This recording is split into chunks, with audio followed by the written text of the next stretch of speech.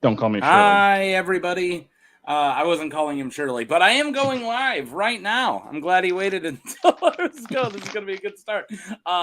Welcome, everybody, to Something to Talk About. My name is Taco, and yeah, this is our monthly-ish live stream on Thursday night so I can stay up all night. And we're covering extinct houses. So let's go. Of course, I have Rust. How's it going? What's up, everybody? I like that. I said, hey, I'm going to get moving. And you're like, cool, I'm going to play with the loudest bag right in front of the microphone. I'm like, all right, I'm cool. sorry. It's My all bad. good. It's all good. I'm not actually mad. Are you excited to talk? It's those smell-proof bags for hemp products. Oh, I kind of assumed, but I wasn't gonna say it out loud. All right. I want to just jump right into it and show you. Jeez, man. Help me out a little bit.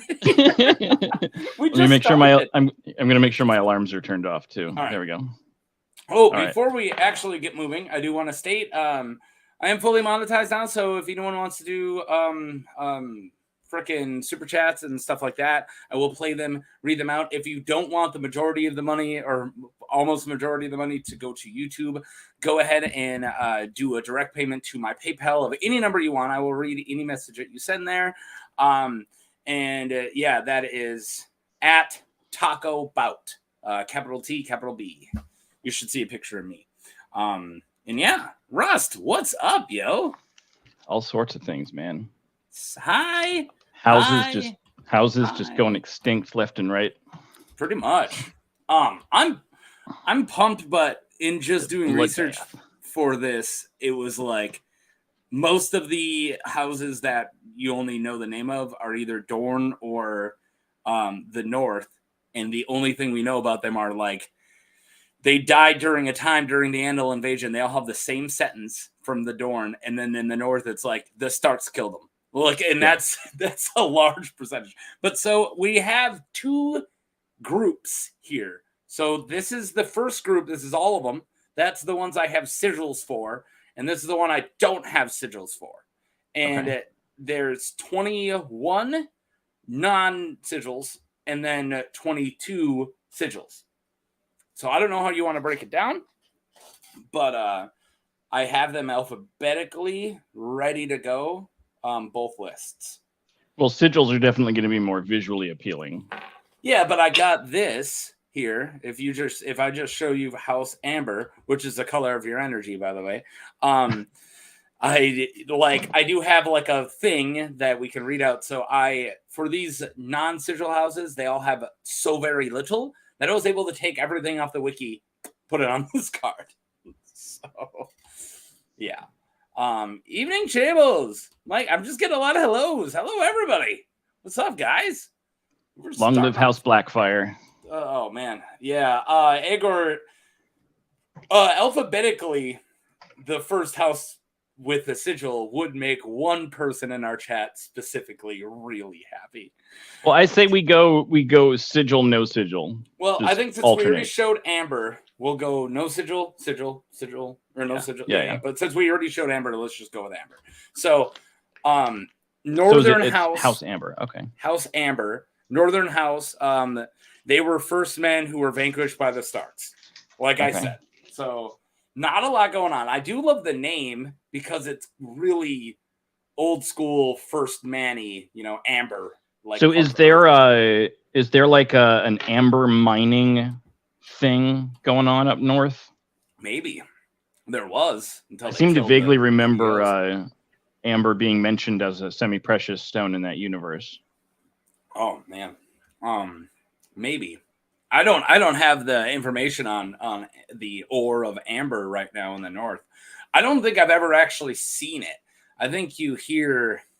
I don't think you really hear. You've never seen amber? Too much. No, in the books. I mean, I don't really feel like it's. I think I remember it being mentioned once in Cersei's jewelry for some reason. No, not exiled houses. Although I do have Toyne in here, so maybe I don't know why Toyne would be, because they are actually exiled. But for the most part, it's not exiled because, I think it's just extinct. But to tell you the truth, I went to extinct houses on a or on a list on the Wiki of Ice and Fire and just took the names from there. And I did look at every single one of these houses. So whatever rules they were playing by, I'm assuming they went with exiles. In A Game of Thrones, Daenerys has a fever dream after the Magi's ritual, and she's running after the Red Door. And in the descriptions, the armor had been made of silver and gold, the knights of jade and beryl and onyx and tourmaline, of amber and opal and amethyst. So it is okay, so it is literally one of the stone that exists, and that is all naming the different things of like the Great Empire of the Dawn of all these different amethyst empires and jade empires, and later the Emperor, the Blackstone Emperor, which has a lot of symbolism with the Night King, the Night's King. He like married a tiger woman, just like how the Night King married he has. Yeah, so I'm assuming amber might actually be kind of important after you bring that up. I do want to say... I think the free folk had amber jewelry as well. Very possible. House Amber... Wildlings bring amber to the wall when they come... Yes, yeah, that's right. So when when the wildlings are making their payment for coming through the wall, and they're describing the torques of gold, amber is one of the things mentioned. That's what I think I remember it from. And then we have a joke. House Amber of the Park, they spare no expense.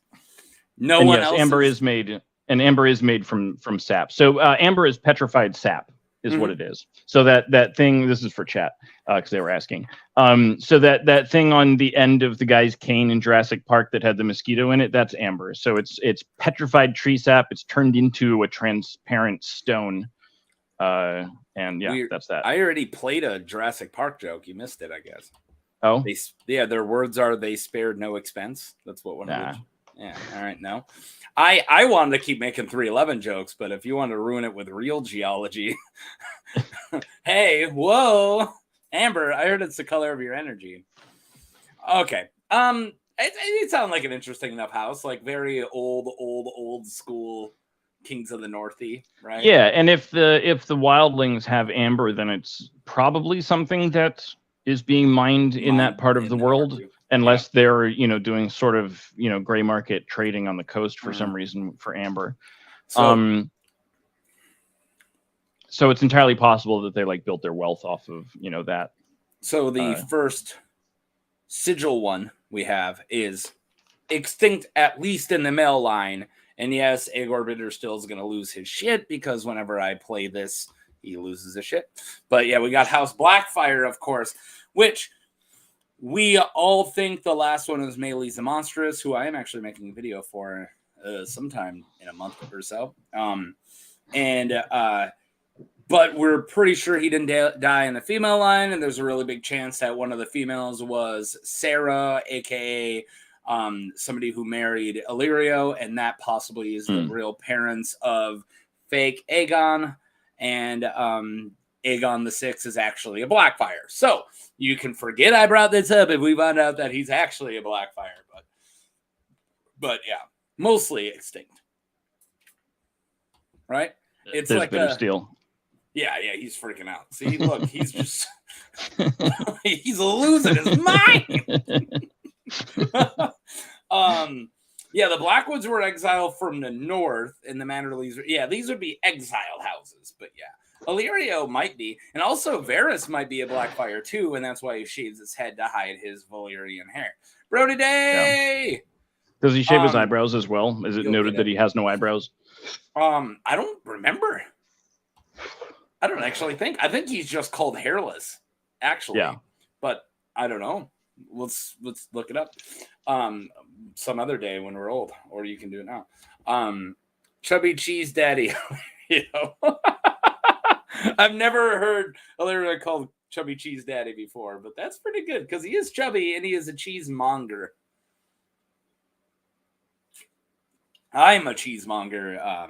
As my other job.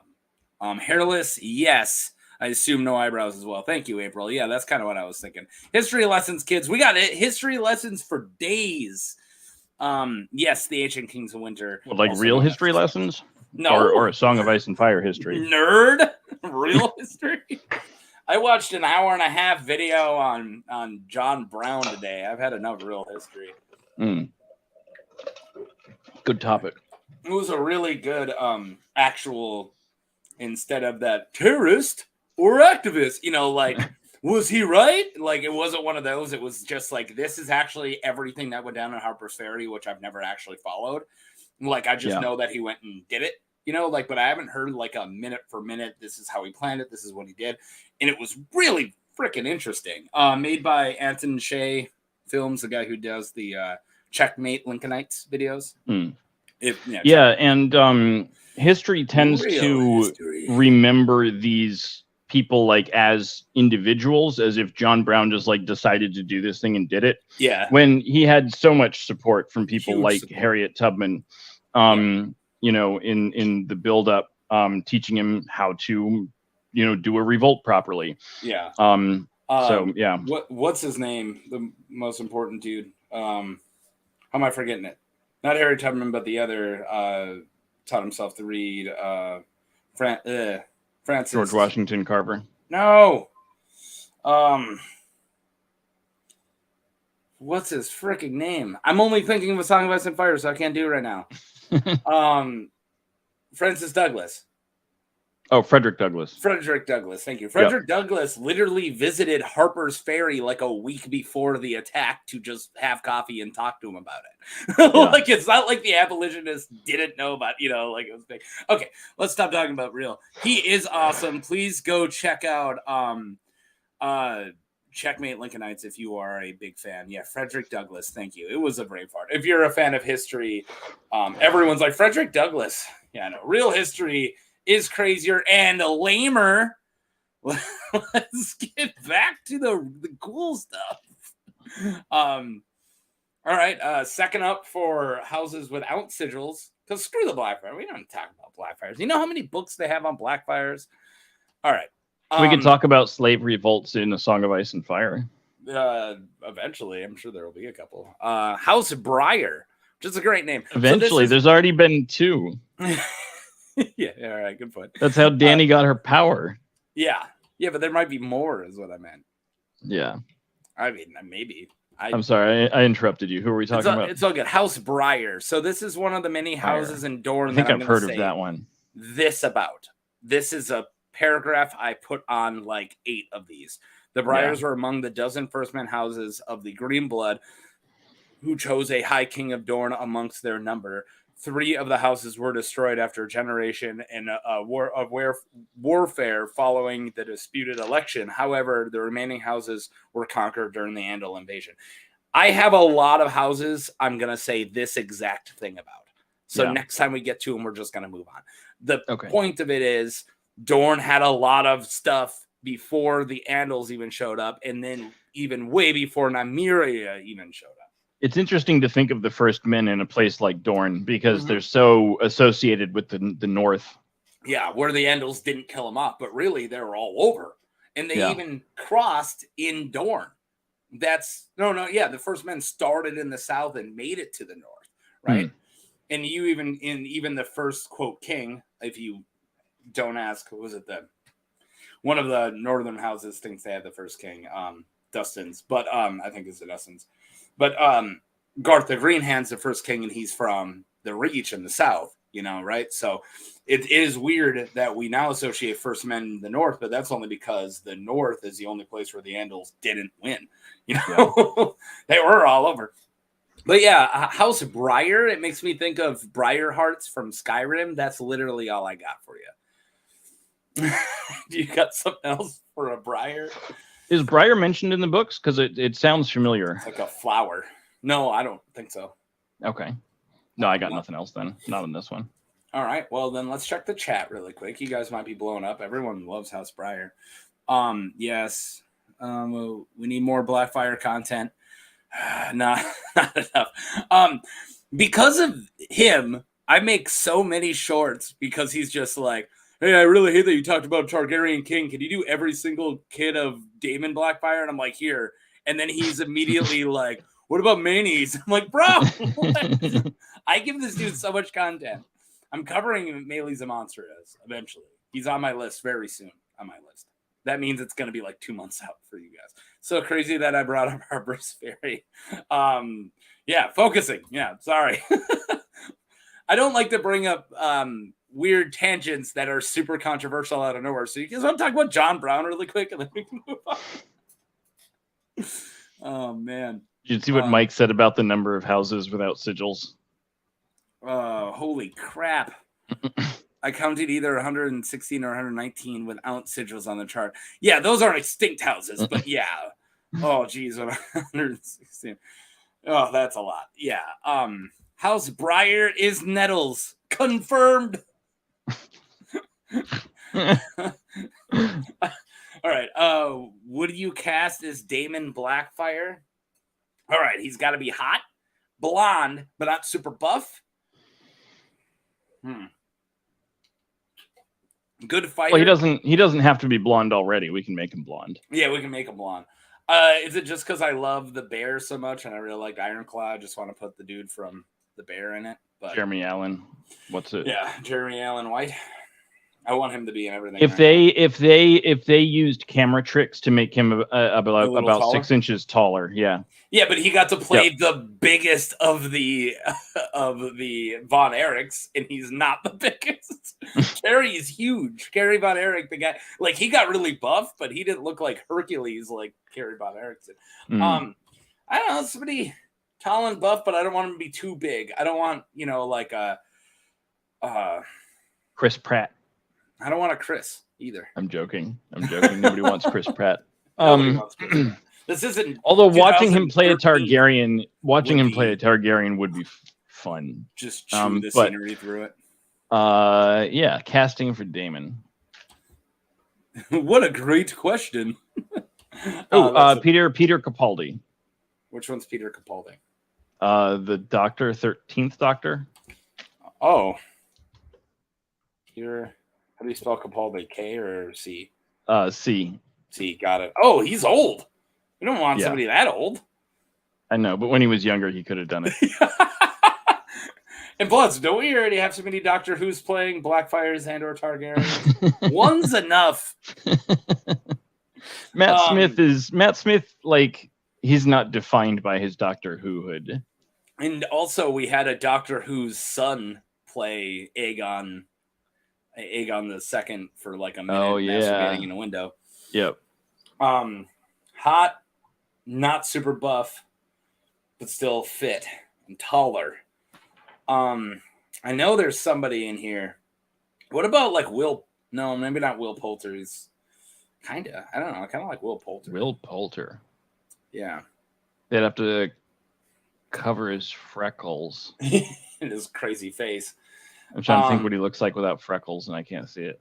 Him with long blonde hair would be pretty something I would like to see. All right. We can move on.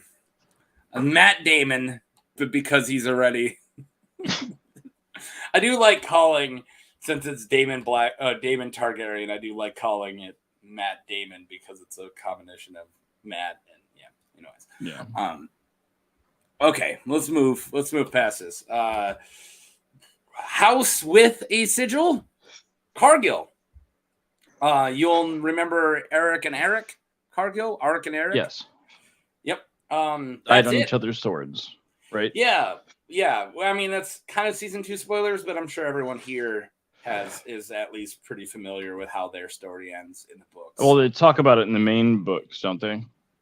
Yeah. Yep. Shireen talks about how romantic it is or something. Yeah, and it's one of those like beautiful songs, but so many people who haven't seen season 2 haven't read the whatever. There's so many people who don't know how that's going to end in the books or in the show, but I don't know. I like them because it's.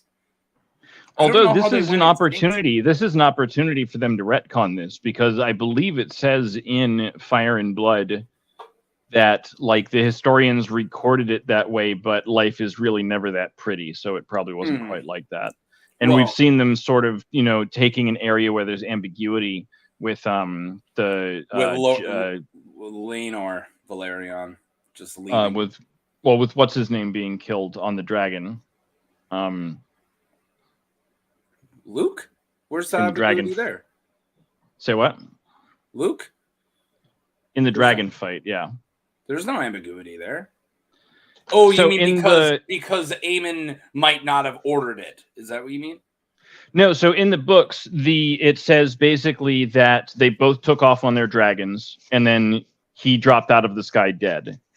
Oh, They don't tell us. They don't tell us, if it was intentional. They don't tell us exactly what happened up there. And the show decided to show it as being like halfway an accident, where he lost control of his dragon. So, they could, in the show, if they wanted to, they could take this Eric and Eric thing and they could make it something different because they already have permission because the text is ambiguous. Yeah, I've never really seen that as ambiguous. When I was listening to even before the show, I always thought like, you took my eye, so I'm gonna eat you, little boy. Like, I had assumed it was intentional as well, but the show had permission to do that because it was ambiguous. So and it also something that I wish they left more ambiguous, and I can explain how easy. I don't want to get into a big House of Dragon tangent. I might make videos for him before season 2 comes out, but if they would have just kept Rhaenys' hair dark,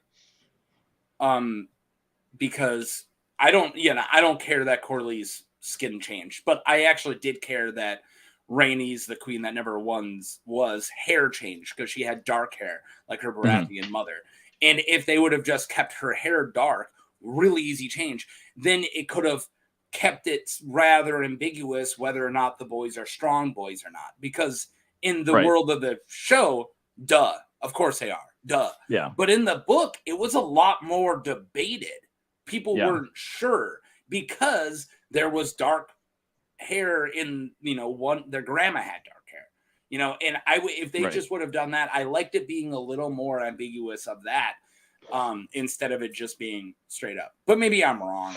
I might be. I'm often. The show definitely wanted to drive home that he was the father by showing him, holding them the way that. Oh, you're back. I didn't know how that happened. You're right. Am I all right? I did not do that. Yeah, you left. No, I'm wounded. I didn't actually see what happened. I just saw the screen change and looked up, and everything was back to normal. So. Oh, okay. Yeah, no, you disappeared. I got big, and then you came back in, so I didn't even have to add you. So it was really confusing. Nice. I did say Matt Damon. Where am I at? I do like Aardvark versus Auroch, which is pretty hilarious. Aardvark versus what's the Echidna? No, that's not an A. All right, I was trying to make it 2 monotremes. In the text, there it is. Yeah. Okay. So do we want to just talk about Cargyll a little more? I feel like we kind of just went off, but it's a golden goose, so that's funny, right? Indeed. The golden goose that laid the egg. Laid the twins' egg. So did they go extinct at that moment? Because wait, say what? Did they go extinct at that moment? Because they couldn't have had kids anyway. So why would the last 2 brothers of a line both join the Kingsguard? So I would hope that they went extinct later on, right? Like, I mean, are they confirmed extinct? Mm-hmm. Okay. Like in the text? Yeah, I believe. Okay. We can read it really quick, but I hope I don't have any non-extinct houses on here. I have a couple that I know are possibly extinct, and I did write that down. Or how do you spell this one? I'm on it right now. C Car, and then Gyll, Cargyll. Got it. Noble house from the Crownlands, according to blah, blah, blah. This house is currently extinct, but it was still in existence at the time of the Ashford tourney. Okay, so they did last longer because they weren't duck and egg. So they've gone extinct in the last 80 years. Yep. Sir Clarence Cargyll, who participated in the tourney at Ashford Meadow. Okay, so we don't know how or why they went extinct. Yep, but we do know that it's not because of Eric and Auric, which is what I was speculating. So that's good. Yeah. All right. Well, cool. We did cover them. Look, we went and covered them. We went back, did our jobs. We're good at this. Indeed. You're cool, the rest. I also went and rewatched the entire first season of True Detective to get ready for season 4 coming out. You mentioned that last time, yeah. Yeah. Well, I still did it recently. We're talking too much. All right. House Brightstone from the Vale. We have our first Vale. King John of Brightstone paid an Andal warlord to help him eliminate his foes, but instead the warlord turned his swords upon him. Within a year, John had been taken, tortured, and beheaded. Whoa. An Andal knight named Corbray, yeah, this is the founder of House Corbray, took John's daughter to wife, establishing House Corbray. So in order for Corbray, one of my favorite Vale houses, to exist, a Brightstone had to die. That's interesting. Quite. And it's also so he married the daughter though, so it's extinct in name. Yeah, all right. But the bloodline is still there. But the house is dead. The house is definitely dead. Yes. Yeah. Bloodline might not be. The bloodline. As it depending on how you decide to think of these things. Oh, hey Christy, what's up, yo? Mostly made up anyway. Yeah, Christy's here.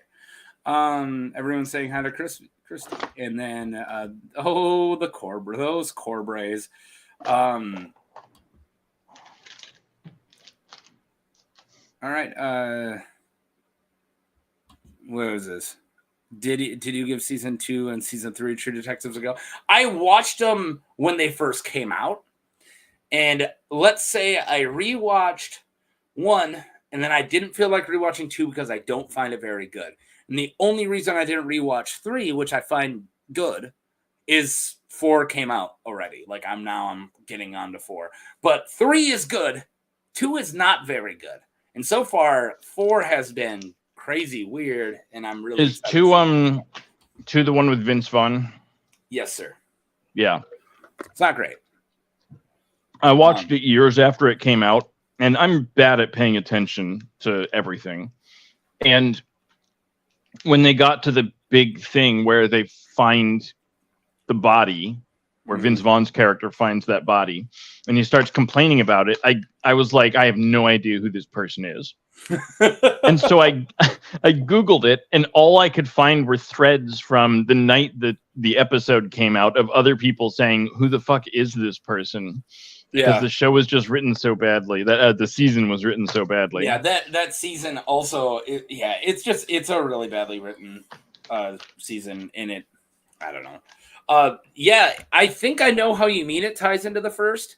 And I don't want to get into people who aren't watching, but is it because of the last name? Because we heard a certain person has the last name of Cole, and that's Russ' last name, and Russ is from Alaska. That's what I kind of picked up, but I haven't read anything into it yet. Okay, let's stop talking about it. Welcome to. Yeah, I'm only on episode 1 of season 4. It gets brought up right away. There's somebody with the same last name with just House Cole with the last name of Cole, and we know nothing about it. I'm not spoiling anything, but that was I'm pretty sure that's Russ' last name, and he lived in Alaska with his dad for a little bit. Christy jumped in, so I'm thinking about Australia. What's the song about some fire events would you like to see turned into a show or movie? Mine is definitely Robert's Rebellion, Duck and Eggs. So I have a huge. Can we not do Robert's Rebellion? And that's because we don't know what happened, because it's not fully revealed. And I feel like I would rather, Tower of Joy, I don't want to see depicted again until we actually know what happened. Maybe that's just being me, but there is so much of Robert's Rebellion that we just know nothing about yet. Not a spoiler, but it is his dad. Okay, cool. So I would like Dunk and Egg, but also I want more Dunk and Egg books. You know what I actually want? I wouldn't mind a Nymeria, because there is so much there, because they want to do her 10,000 ships as a show. I would like that, because the founding of Dorne, you can wait until season 4, because they go all over before they arrive in Dorne. And then she has 6 wars, 4 husbands. She marries a Dane, a Sword of the Morning. There is so much there, and so much of it isn't you can interpret it and do it as you want. You can make pretty much your own thing, as long as every season you have 1 or 2 things to nail that we know of that era. It's really freedom, and it sounds like a great story. And I would love to just see Queen Lady Boss with 10,000 ships behind her. It sounds freaking awesome. So yeah, that's my question, or my answer. Rust, which show or movie in the Song of Ice and universe would you like to see? Show or movie? Honestly, I'm sick of adaptations. Honestly, I'm sick of adaptations of everything under the sun. Like I recently just like gave up on the Marvel universe. It's just too much at this point. I can't keep up with it. I can't keep up with it and Star Wars and Star Trek.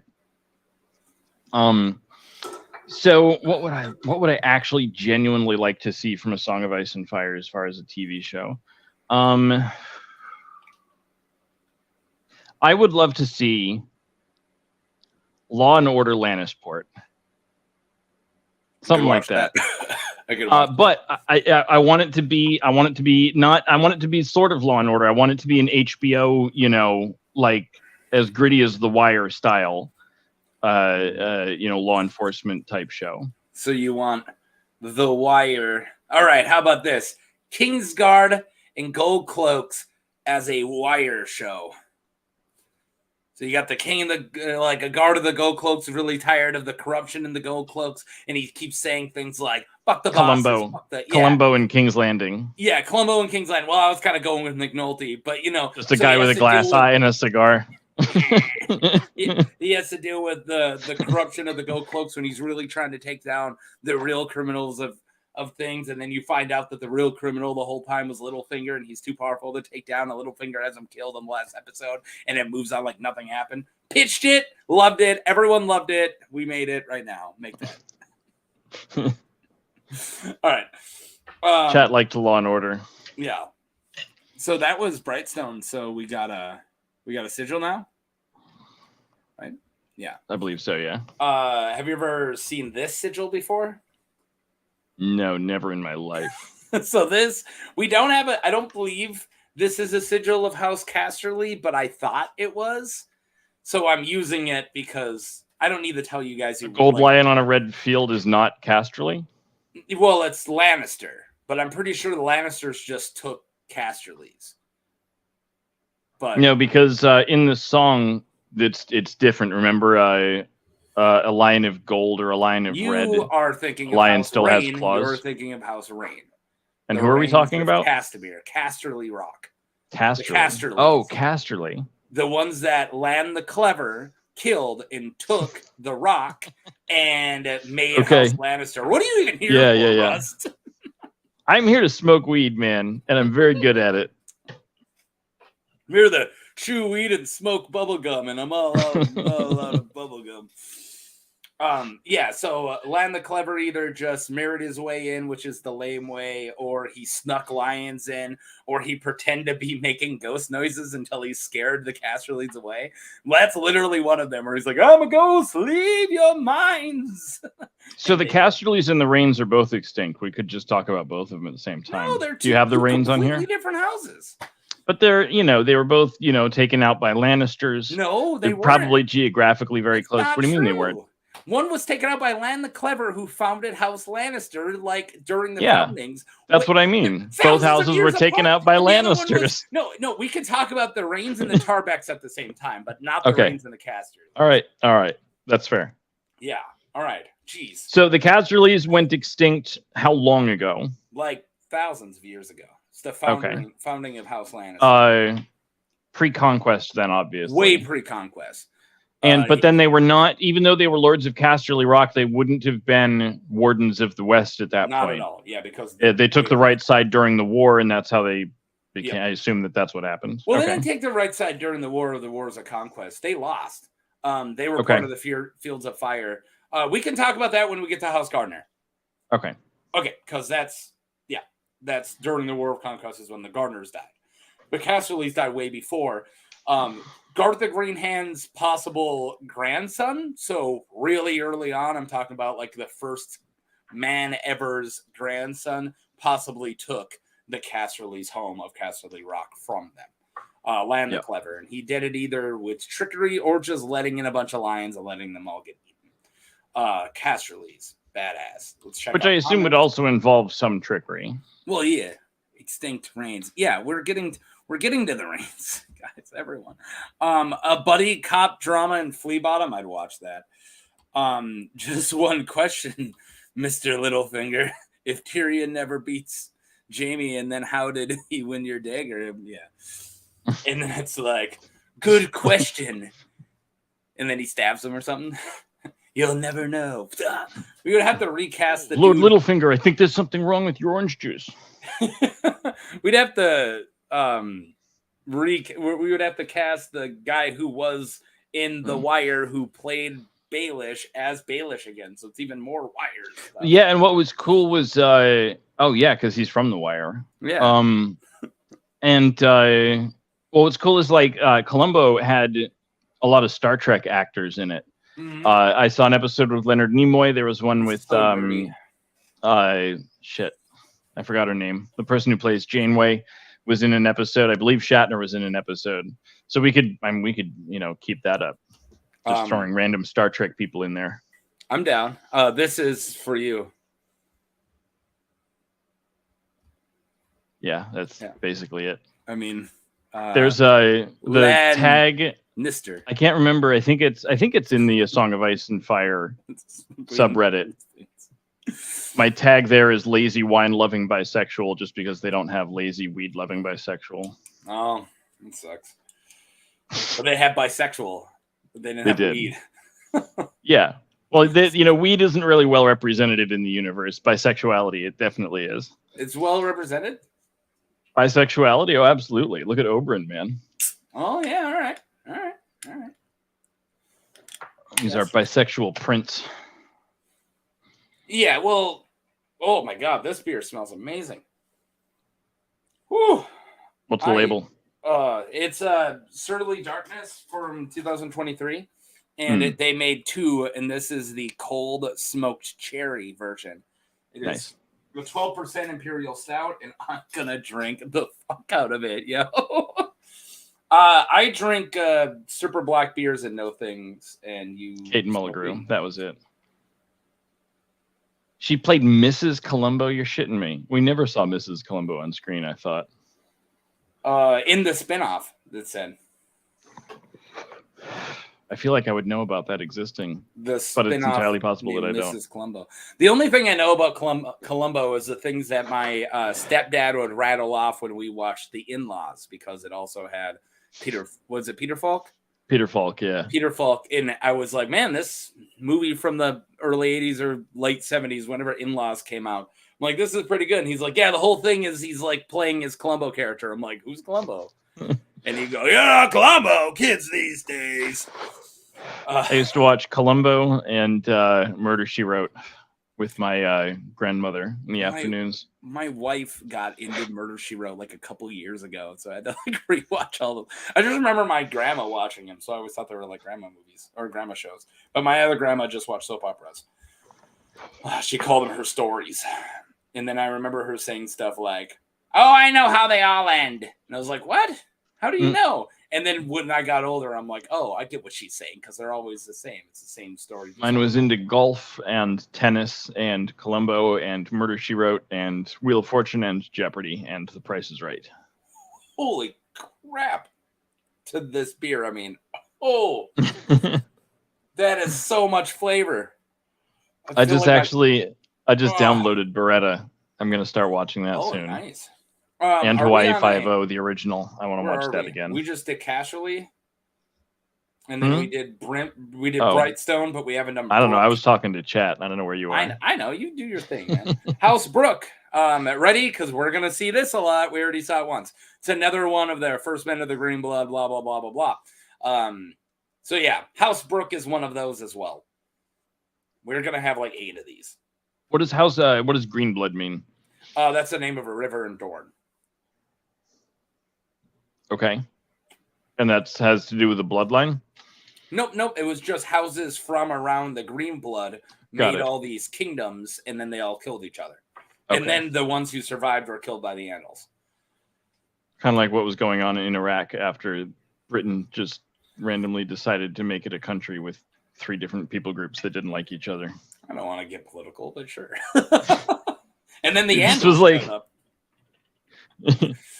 not to get political, but Archduke Franz Ferdinand. What a jerk. I hope he doesn't get shot in the head. No one ever talks. Who's the killer? You know his name on top of your head. Who shot Franz Ferdinand? Of Franz Ferdinand. I should know it off the top of my head. I can't pull a real history right now. Oh my god! But anyways, they never say if he paid his bill because he was just having coffee in the sandwich shop. Yeah, in the sandwich shop because he tried to kill him and then messed up, and then he just happens to drive by and he's having a sandwich and drinking coffee, and then he's like, "Oh, there he is!" Yeah. Did he Gavrilo Princip? Did he dine and ditch? Yeah, Princip. Did he dine and ditch? They've got his hands, I believe, in bronze on the sidewalk where it happened.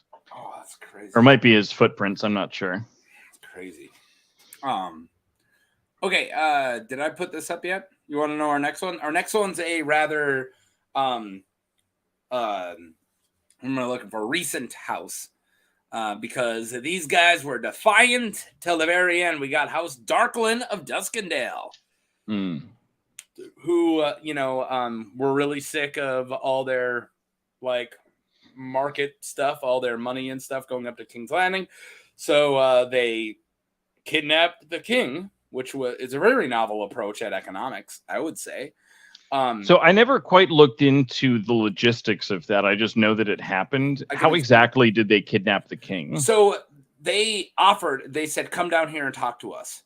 And everyone said, that's stupid. Okay. You're going to get kidnapped. And because he's King Ares and he won't be told what to do, like Rhaegar, who he's already hating like his own son. And then, of course, Tywin goes, don't do it, which is pretty much saying, do it. Because he was defying Tywin at any moment because everyone say Tywin is really running the kingdom and Tywin's a real king and all this stuff. So when Tywin goes, don't go down the Duskendale, they're going to kidnap you. He's like, watch me. And then he got kidnapped. And then he actually got treated rather poorly for dungeon. So was that Tywin? Do you think that was Tywin giving good advice or do you think that was Tywin trying to get the king kidnapped? Probably both. Because later Tywin outside when he's like, hey, I'm going to storm the gates and kill all you. And the the Darklands were like, if you do that, we'll kill the king. And Tywin goes, okay, that's you do you, bro. And then he said, that's okay because we have a better king right here, motioning to Rhaegar.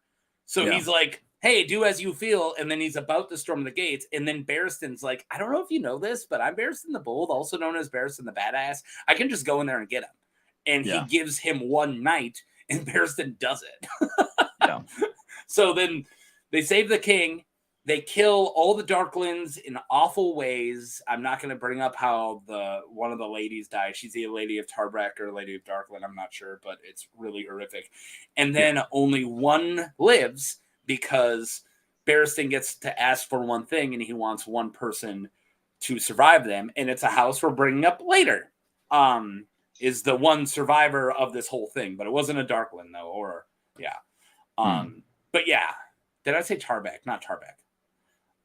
That's the Reign and Tarbeck Rebellion. But yeah, anyways, that's kind of the Defiance of Duskendale in a nutshell. The Defiance of Nutshell in Duskendale. Okay, let's go back because a lot of Donnie Darkland. I would watch a Donnie Darko movie about the Defiance of Duskendale. Figure it out, man. Make it take place during the 80s. So in the middle of them taking Ares, they argue whether or not they should vote for Dukakis. Do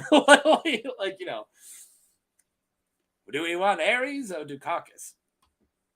Archdukes hate this one weird tick.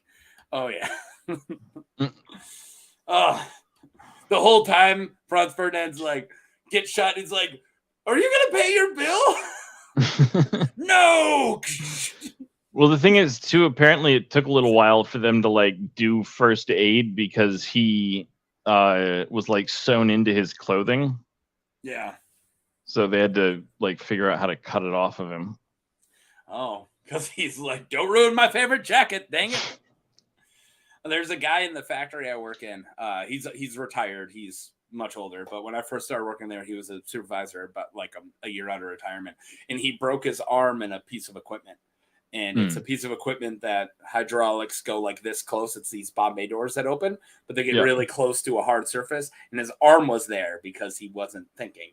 and it came up and made his arm shrink to an inch and then released it. So he pulled up, his arm was broken, and he turned to the guy next to him and he said, I can't take my jacket off, but pull my jacket off. And the guy goes, I'm not doing that. Like everything about first aid, you're not supposed to do that. He goes, I love this jacket, and the paramedics are going to cut through it. So pull my jacket off. And the guy helps him take his jacket off. And then with a broken arm, he walks down to the nurse's station at the lab and calls his own Code Blue over the PA. Yeah. Like, I would have just been, I'm just a friend of mine growing up, her grandfather was the first person in the state of New Hampshire to get their hand reattached. He cut it off with a table saw, stuck it in his pocket, and drove himself to the hospital. And they were like, we have this new experimental procedure we can try. And he had some, nerve damage. And I think he lost the tips of 2 of his fingers, but he had a good hand. All right. I like, you hear about that of like our grandparents' generation. Like my grandpa was a logger, like cutting down trees, chainsaw, and he shattered his leg. And this was before phones existed. And he got into the car, drove like past the hospital, picked up my grandma and all their kids, and they all piled in. And because they were freaked out, he stopped and got them all ice cream at the local Dairy Queen, which wasn't a drive-through back then. There wasn't drive-throughs. He stopped. They went out and got ice cream as he's waiting to, and his leg is like bent 4 ways, like his knee is sideways, and he's just like in immense pain, bleeding out. He's like, "Give me a dilly bar." All right. I mean, it's survivorship bias. We only hear about the ones who survived. Yeah. Okay. A lot of Tywin did that shit on purpose. Yeah. And Tywin doing both. And that's it. You play both horses, right? Then you're gonna win. Tywin did that a lot, and of course, Roose Bolton did that too. And Roose Bolton did that for the Red Wedding. Like he could have flipped back to Robb at any moment and tell the Red Wedding. Like he kept in both of those races for a while. And so Dave has an interesting question. Which house from the main suit? Go ahead. I'm gonna work there. I'm like still behind. I do see it. Sorry to cut you off, but I want to bring up when Michael talks about stuff. I'm gonna work my way down. Imagine a hostage realizing people kind of want to off him. Yeah, that sucks. The Bold said, "I got this." Yeah. Imagine. I wonder if he actually genuinely ever realized that Tywin had done that. Oh yeah. He's like, "Hey, Barristan saved me," and Tywin's like, "I know." I was like, "That was my plan. It's my idea." Hey, I did that too. Yeah, because I said. I just lost you.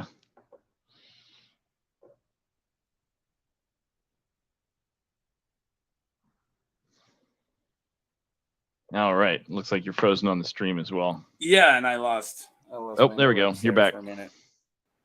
Yeah, I'm back. Okay.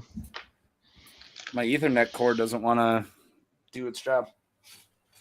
Oh, there you go. There we go. What you should do is you should take an Ethernet cord, another Ethernet cord, and you should peel it.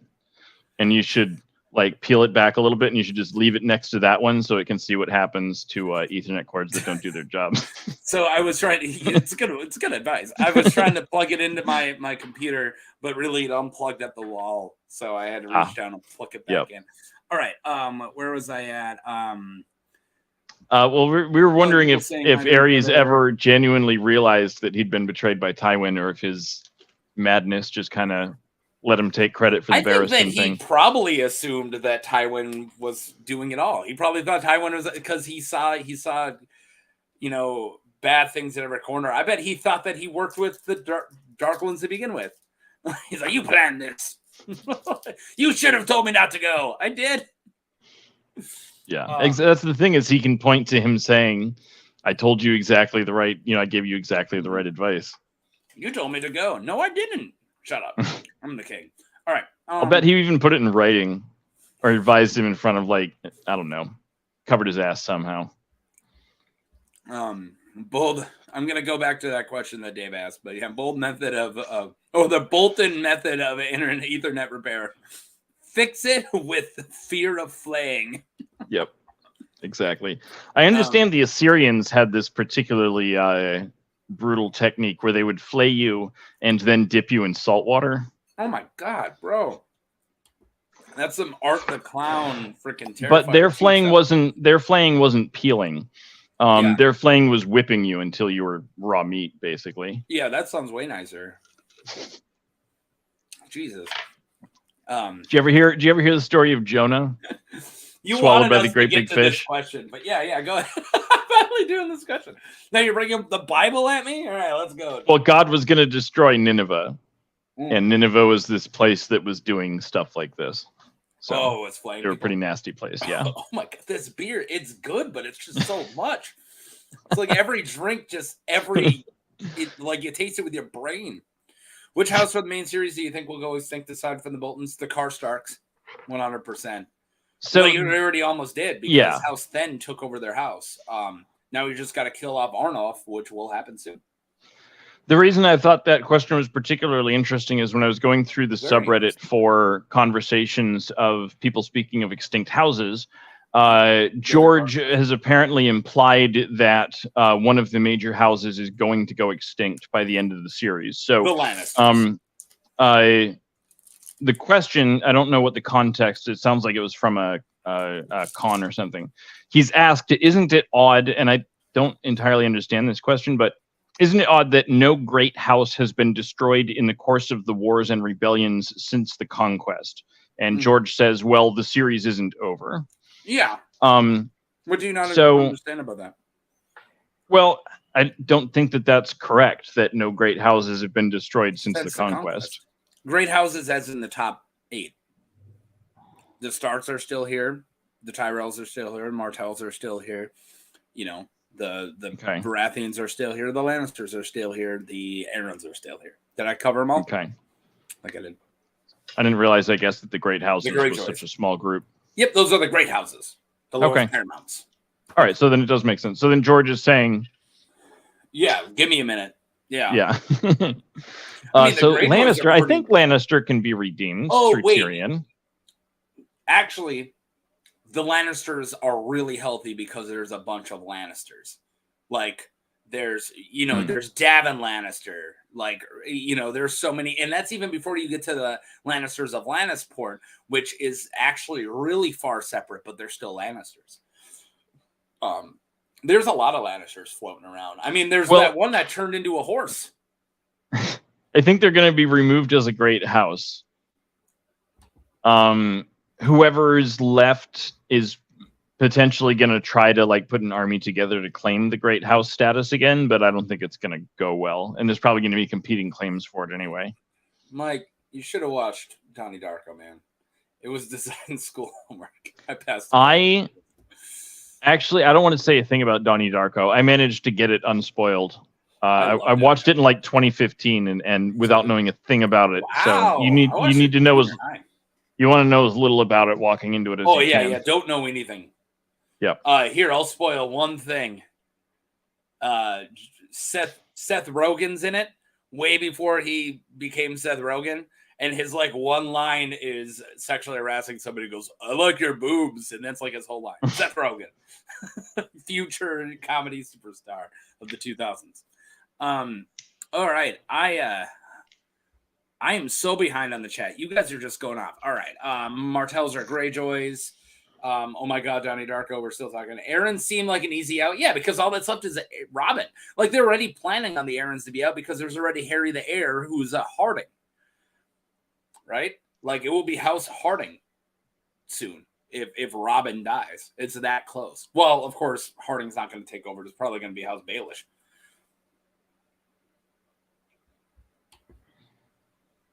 So, yeah, probably the Arryns. Oh, this freaking beer. Whoa. It's like a punch in the throat. You still here, Rust? Yep. I was reading through the chat. So, Arryns. No, the Valerians are still... Arryns. They're still kicking. They're here. There's Valerians. They're not extinct. Not at all. Yeah. Yeah. Somebody asked. Yeah, the Aaron's, all that's left is Robin Aaron. Sweet Robin. Little sickly boy. And his heir is a Harding. There isn't another Aaron. Right. I remember that conversation. Uh-huh. And it's actively being taken out from under him by Peter. Yeah. Peter Bailiff? And the Lords Paramount, who also want control.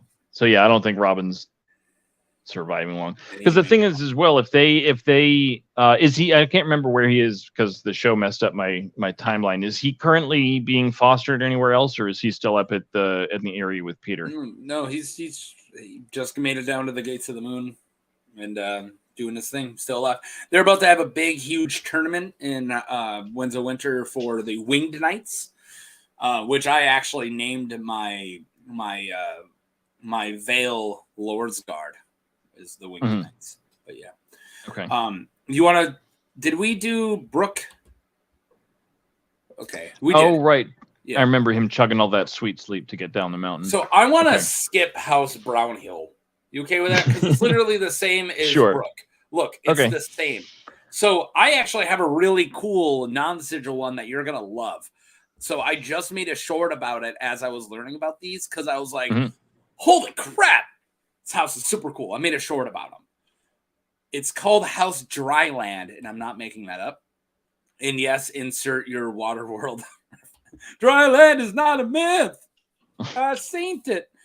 All right, hear me out. House Dryland of Hellgate Hall, pay attention, is an extinct noble house from Dorne who ruled the kings of Brimstone from Hellgate Hall, and their arms are not yet given.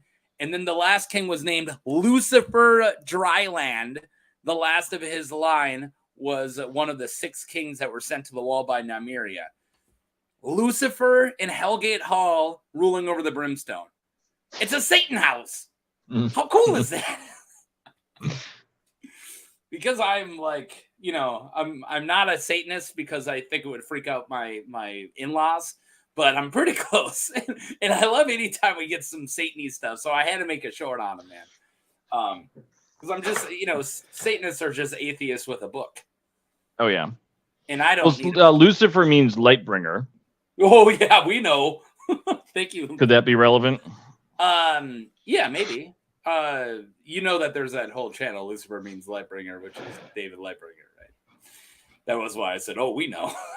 It's like, oh no, I haven't actually seen anything by David Lightbringer yet. Really? Well, his name was Lucifer means Lightbringer for a long time, but yeah, he brings up a lot of Christian mythology when it comes to Lightbringer and Dawn and all that stuff. And, nice. And the Last Hero. He's got some interesting stuff. I like David Lightbringer a lot, actually. I'm watching him less and less just because he does these really long live streams that I don't have 2 hours for, which is ironic because we're in the middle of a 2 to 3 to 4 hour live stream. So.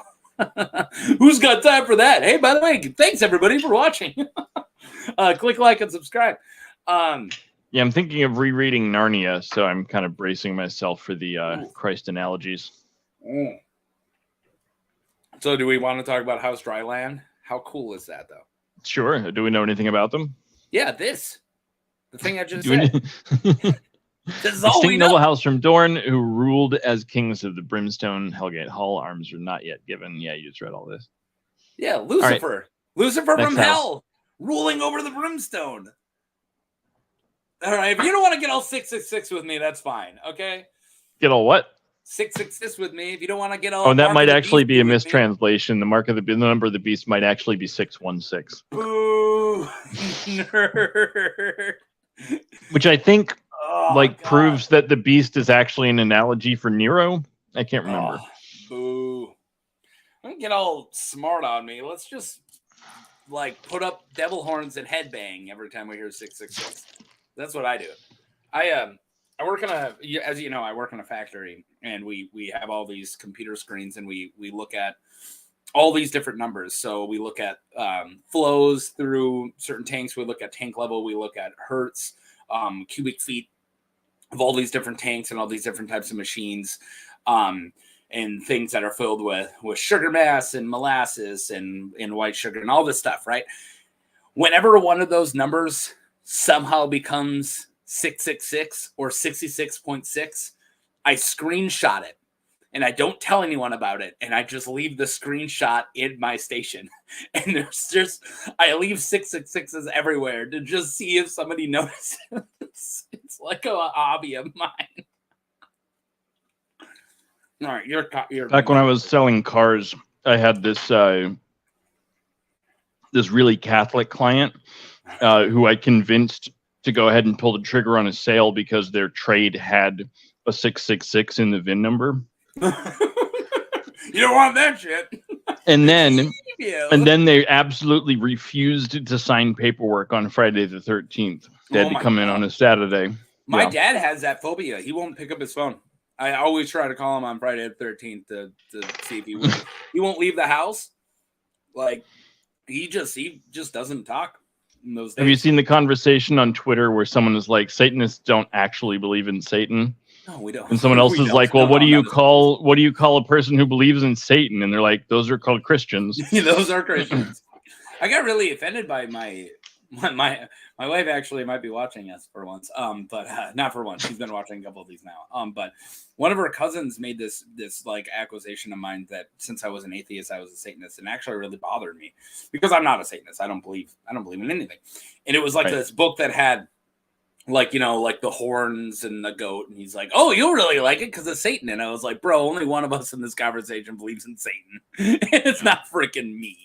And I don't know why, but it really rubbed me the wrong way because I didn't like that idea.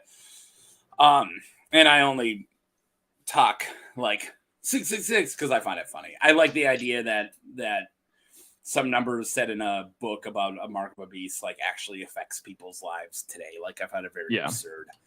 I mean, the entire book of Revelation was probably a metaphor for things that were happening at that time. Absolutely. Okay, Valerian plot armor. Where are we? Shrugging little fingers. Chugging sleeps, sweet sleep to little fingers charging.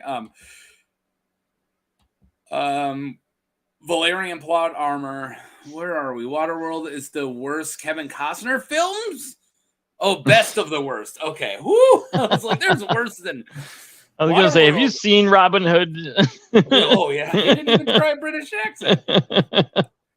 It's such a bad movie, but I love it. I was fighting in the Crusades with the rest of my British friends. Kevin, we'll let you know the next time we have to talk about. Honestly, I feel Robin Hood Men in Tights was a more faithful telling of the Robin Hood story. Absolutely, my favorite version. It really was. Yeah, killed it. Kind of think Martel. I do like this implication of the 999 of the Lord Commander, the numbers of the Lord's Commander. Oh yeah, I think. And it's weird too that not weird, but interesting conversation that Sam had about it. How that number is probably not right. Not even close. Yeah. I wonder how they got there though. There is a big actually discussion of the Martels not making it.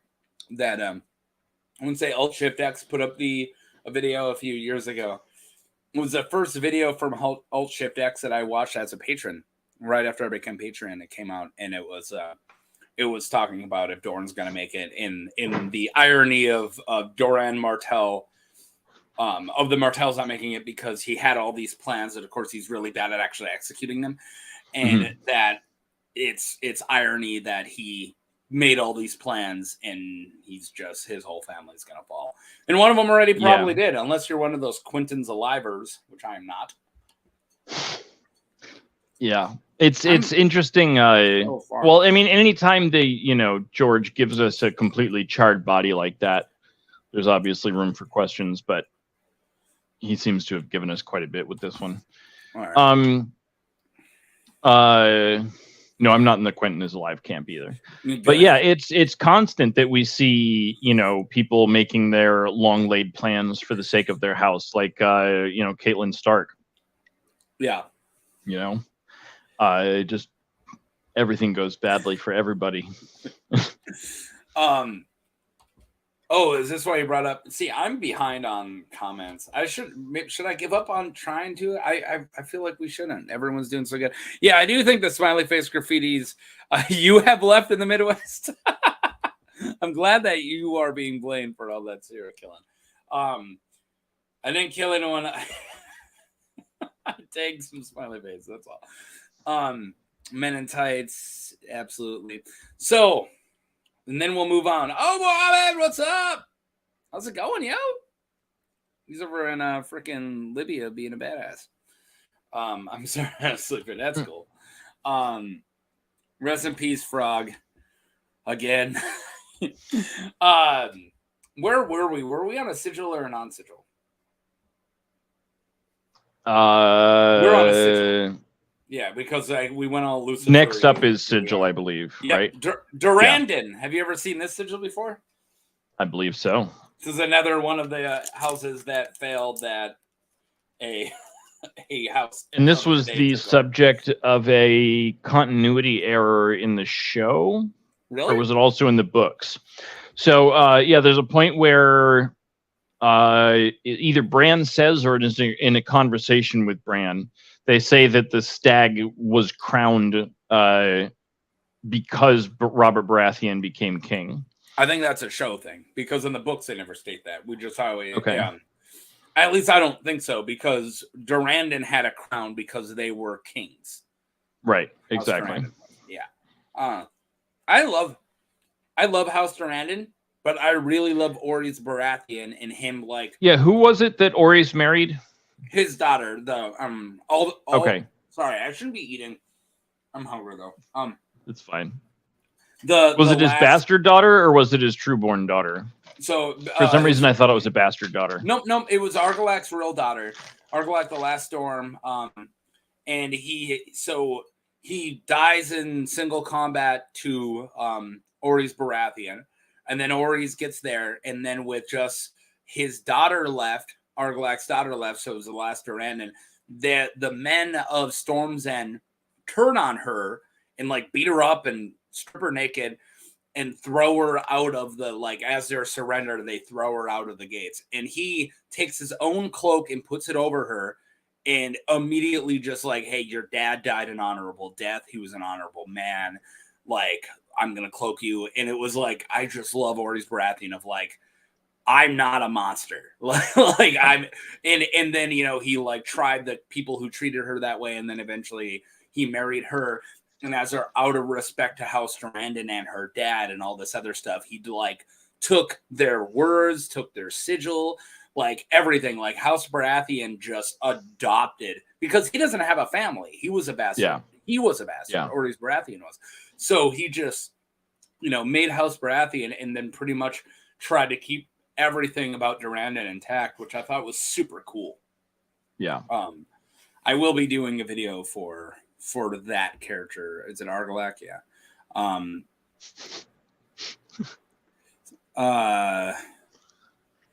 Oh my God, Chrissy's just whipping math out at our faces. Oh my God. 6xx. Yep, that's it. That's confirmed. Yep. That's confirmed. 666 confirmed. And we've got Lucifer the fucking Lightbringer. I do like Michael's idea though. All right, let's read it. One of the Lord's commander was just super chill and he decided to skip it to 420. Michael! God, I love Michael. Yeah, ironically, it is a daughter that yeah. And that brings on the Durandon line, so you can say the Durandon line, you know, continued through House Baratheon, of course. Wow. Dude, my typing sucks too sometimes. I like to say like I love this and I always accidentally type I live. And it's like whenever they say they can handle us eating anything on live live, but I don't think that's true. No. But no, I'm hitting mute because I got Skittles and Cheez-Its over here. I did eat so many, but that was like the idea was my taco mukbang, right? So like yeah. It was like the point was I was eating. But now I'm like I gotta wait. Which witch are we burning? I don't know. April says we're burning a witch. Well, which one? April? Let me know. She turned me into a newt. We're an hour and 10 minutes. I'm gonna state again.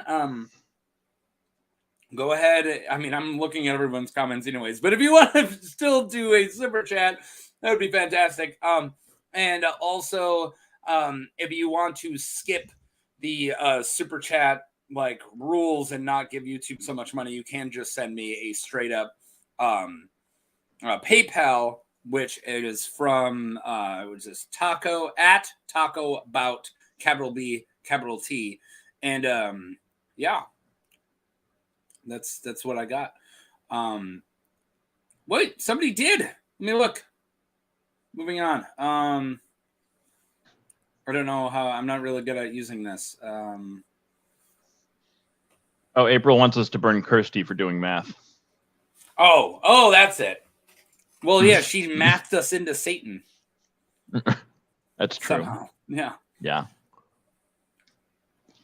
It's like all those Christian moms that find devilish imagery in the Monster Energy drink packaging. Christy went and sent me a PayPal countdown to the night fort. It's Australia Day today in Australia. And yeah, I did notice, she said, and this is for missing the 1000K live stream. I noticed you missed it, and I forgive you. You're normally one of my best supporters. Is it still today in Australia, or is it tomorrow? Or I is do it have yesterday? another. Is it going on right now, Chrissy? Because I am friends with somebody else who lives in Australia, and I should probably say happy Australia. Like, is Australia Day on January 25th? What's or a different Australia day? I don't know. I don't know either, man. It ain't. It's a day when they all get together and watch the celebrated Tom Selleck movie. Which one? Australia. Oh. Yeah, is that independent? Or wait, no, I'm sorry. Quincy Down Under was Tom Selleck. Michael, that is super messed up because they didn't get independence from emus. They just had a world war with emus, okay? Yep. They were never ruled by emus. It was just their strongest foe of all time. Yeah. Okay, so I still have till tomorrow today. So they only deployed like a dozen Lewis guns against those emus. So I know they did. Well, there are still emus, so technically they did lose that war. They probably would have had better luck just like running them over with the jeeps. No, you should joke about it. Too soon. We're getting Christy mad. Like she just sent me a PayPal, and then we make fun of her country. We're jerks. Well, we didn't make fun of her country. We just said we were going to burn her at the stake for doing math. Oh, that's it. No, we made fun of the emu war.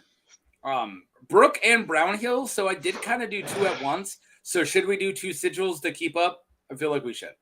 I just made a short about this house, and it's a fantastic house because it's a catfish wearing a crown. We have House Fisher of Misty Isles. And we're about to talk about a different House Fisher, but this is House Fisher of Misty Isles from the Riverlands.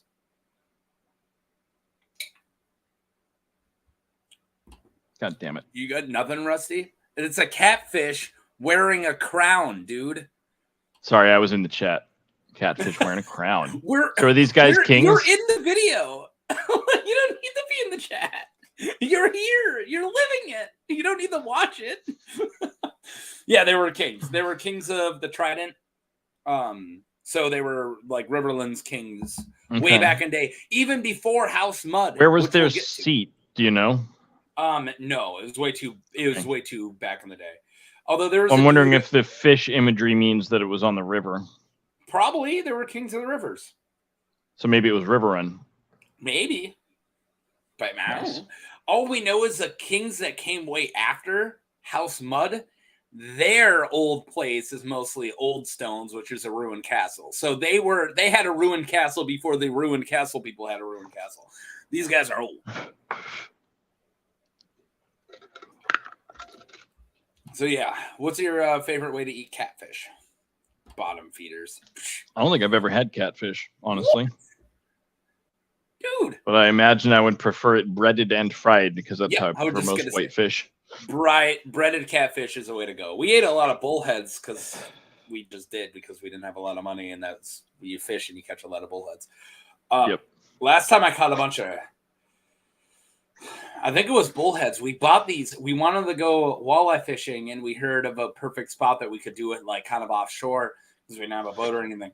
And we drove to this spot, and it was right as the sun was coming down. We bought these really expensive minnows, and we were all like ready. And literally the second the minnow hit the water, we caught a catfish. Yeah. It was like that. I think we ended up throwing them all back because we weren't planning on catching catfish. If we were going to catch catfish, we wouldn't have bought the spendy stuff. You know, we would put rancid chicken that's going to catch it. You know, so we were just mad that like $30 of bait was just being fed and we were catching. I think we probably caught like 15 each in the 2 hours we were there. It was like boom, boom. Yeah. Boom. So finally we just caught a really big one, kept it, caught another catfish, kept it, and we're like, fine, we'll eat catfish tonight. Fine, I guess. So did you see the King of the Hill where he was accidentally fishing with crack cocaine? It's one of my favorite episodes. It's a good one. Bait. You call it bait. All right, man, I'll play along. I've got some bait for you. Oh, yeah. All right. So yeah, that's House Fisher. So the cool thing about House Fisher is the next house we have to talk about is House Fisher of Stony Shore. So this is a northern House Fisher. So they were a noble house who ruled the entire Stony Shore along the western coast, what is now the north. The Fishers of the Stony Shore were first-man kings after a long night who were eventually defeated and turned into vassals, and House Stark or Winterfell. The Fishers have not been mentioned in the Song of Ice and Fire and are possibly extinct. So we don't know if they are extinct.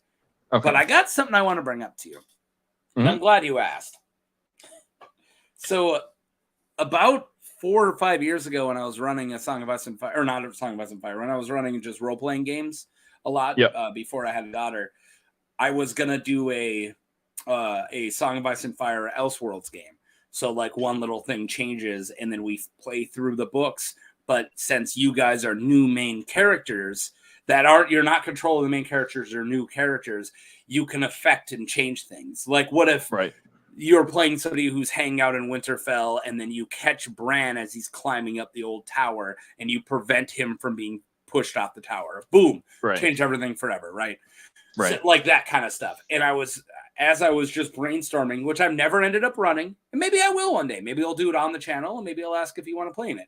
It is something in my mind that I might want to do in like a year or two, because I feel like the idea is really cool. But the house I was thinking was, since House Fisher of the Stony Shore doesn't have a sigil, might still be there, and also the Stony Shore is actually a pretty big area.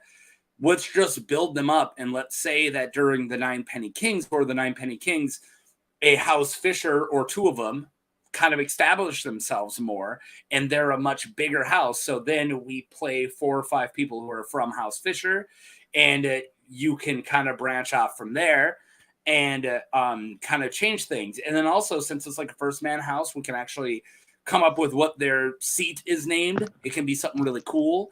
We could, and then we even give it a Valyrian steel sword. Why not? Like let's make them like a real House Fisher, and we all play people or not we all because I'm running it, but the players all play people from that.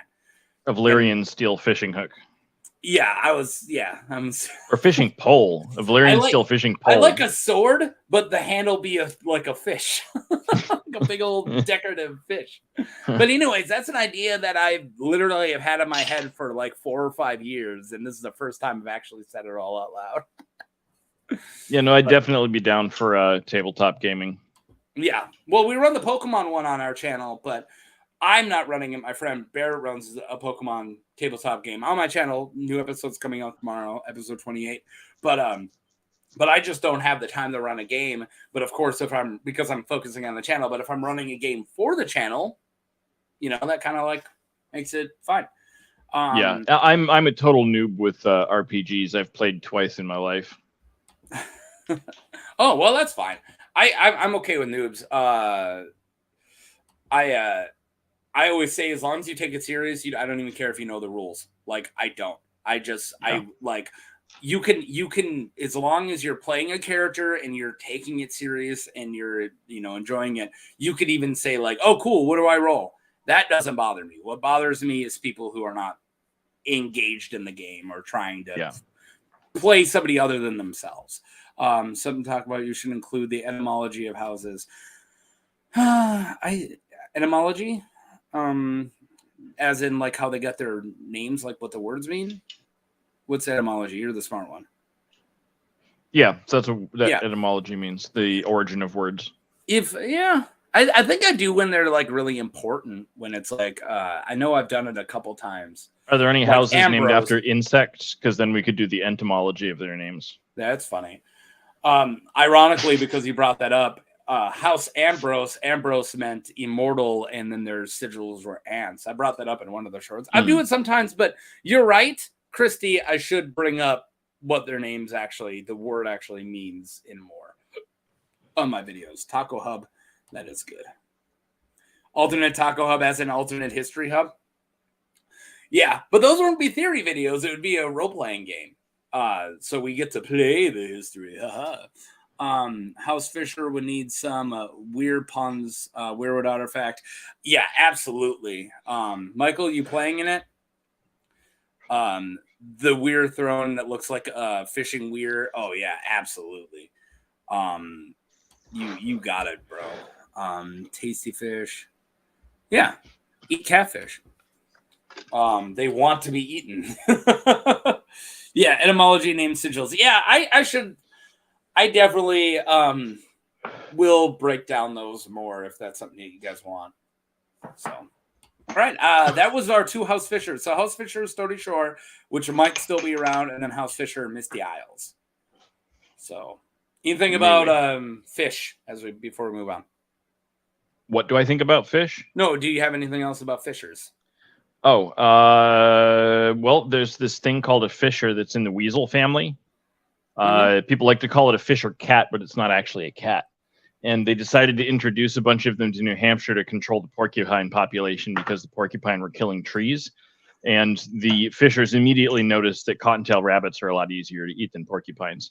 So there are no longer any cottontail rabbits in New Hampshire, and we have a lot of fisher cats that like to eat domestic cats, mostly.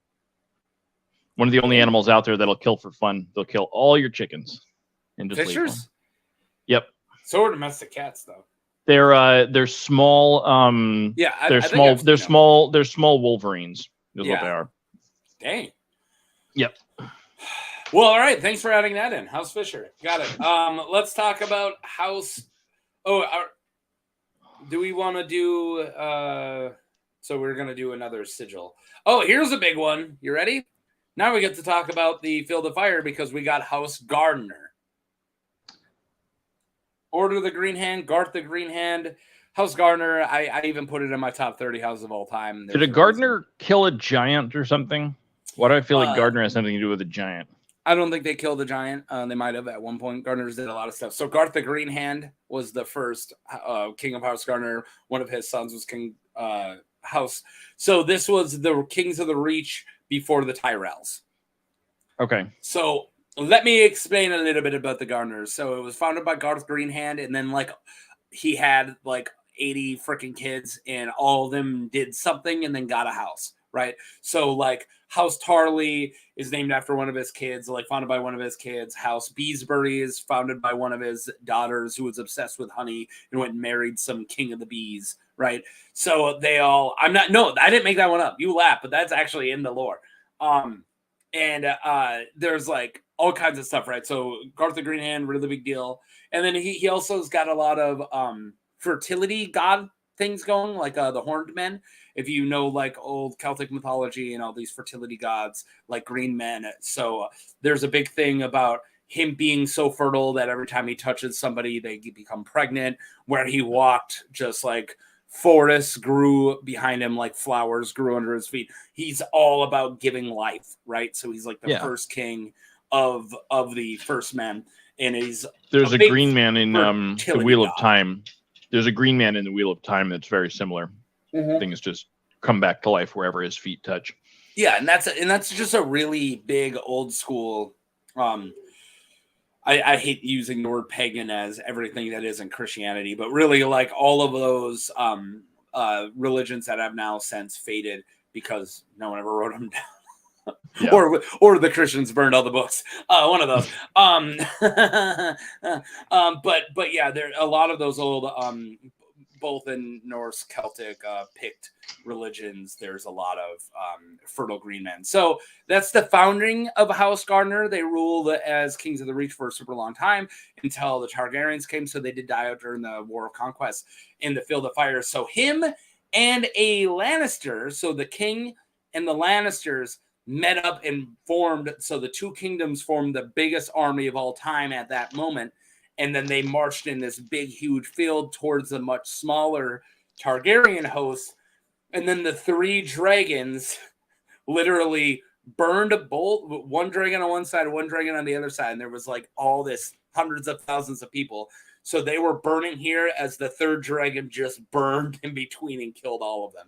And that sucks. What happened at the Field of Fire, which is why it was called the Field of Fire. Yeah. So all of the Gardeners died out. And then the Lannister that was left bent the knee. And with all the Gardeners out, their stewards, who were Andals and not actually related to House Gardner, which was House Tyrell, became the new kings. So that's how Tyrell became kings, and that's what happened to House Gardner. You're welcome. I just have that in my dome, man. Why do I have it up there? What's it doing up there? Oh, so that's good. I actually didn't know the details of the Field of Fire. Well, now you got it, man. Random thought, Taco. When you tell people to hit notification bell, do you ever call it the Taco Bell? I don't ever tell people to hit the notification bell. And it's because I never do it in my real life because I check YouTube and all my subscriptions like hourly. So I never feel like I need a notification for it. So I never think about it. But hit that Taco Bell. I've never used the notification bell either, honestly. I should start. Michael, you're right. I should start saying subscribe and hit that Taco Bell for notifications. Is that how people watch YouTube, though? Like they get a notification and they're like, oh, I'm going to sit down and watch like a 40-minute video now? Maybe. Because for me, I've got like my YouTube time of day where I scroll through my subscriptions, I throw everything I want to watch into watch later, and then I go watch it. Yeah. I mean, maybe. I think everybody watches differently because I don't watch it that way. I literally have headphones on at all times, and throughout the day, I go to my notifications and look to see what's new, and if one of the freaking 80 things I'm subscribed to came out that I'm interested in, I will watch it at the nearest time I can. So yeah. I guess I'm back when on YouTube. Yeah, like back when they first like made it, even before we were using phones, back when they first made it so that you couldn't like make your subscriptions your homepage. Yeah. I remember I got an extension that like forced it back to your subscriptions page just because that's all I ever looked at. But yeah. Okay, so what this means, this is a David Lightbringer thing, praising Garth. Whenever he's doing a live stream and hits 420, he praises Garth, which means smokes weed. So since you smoke weed, yeah, praising Garth and smoke. When I hit 420 subscribers, I said praise Garth too. So it's like it's in a Song of Ice and Fire fandom way of smoking weed. It's praising Garth. Got it. Yeah, see, smoking Garth, Russ, get on it. Field of Fire didn't need dragons. All right. I also never used the bell. Yeah, I know. But if it was called the Taco Bell, maybe people might. Well, it's obviously the strongest franchise since it's the only one that survives the franchise wars. Yeah. You seen Demolition Man? Yeah. I also know how to use the 3 seashells. He doesn't know how to use the 3.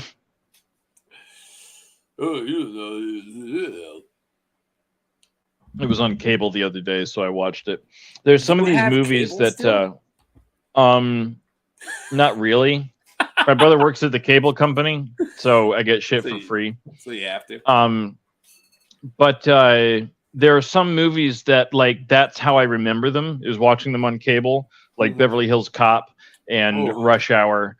So I've actually I have this capture card that lets me record anything I want off of a Chromecast. So I've ripped TV versions of a bunch of movies from my childhood from my Plex server. That's awesome. Let's get back into it. So we got a Flint. So there's a bunch of House Flints. And there is a House Flint of the Mountains, but we actually know what their sigil looks like. And there's a bunch of, or we don't know what their sigil looks like. but they're not extinct. And then there's like House Flint of this place, House Flint of this. In the north, there's like 30 Flints. There is a extinct House Flint, and it is House Flint of Brightstone Hill. It's a noble house that ruled the Brightstone Hill in the north, and the Brightstone Flints were first men kings after the Long Night, who eventually were defeated and reduced to vassals of the Kings of Winter. I've been saying that a lot. The Brightstone Flints have not been mentioned in A Song of Ice and Fire, and they are possibly extinct, and they are possibly the Flints of the Mountain who claim to be the first Flints. So not only are we not sure if they're extinct, but we're not sure if they are the Flints of the Mountain or not. Okay. So, yeah. That's the so all of these Flints, I assume their names are probably based off of, again, a physical resource. They probably had flint mines of some sort. Or a flint as in they make the fire, like you use a flint to make fire, right? Is that not called a flint? It is. But if you're like building like a noble house off of something, you've got to have some sort of resource that you're, or something at least that you're. I'm gonna agree, yes, but also couldn't it be named like it's a symbolic, like we light the fires? Oh no, it could be absolutely, yeah. Because they don't tell us, so it could be any version of whatever. But I assume at least some of them are going to be people who are named because they had control of flint. As a resource in some way. Did I lose you again?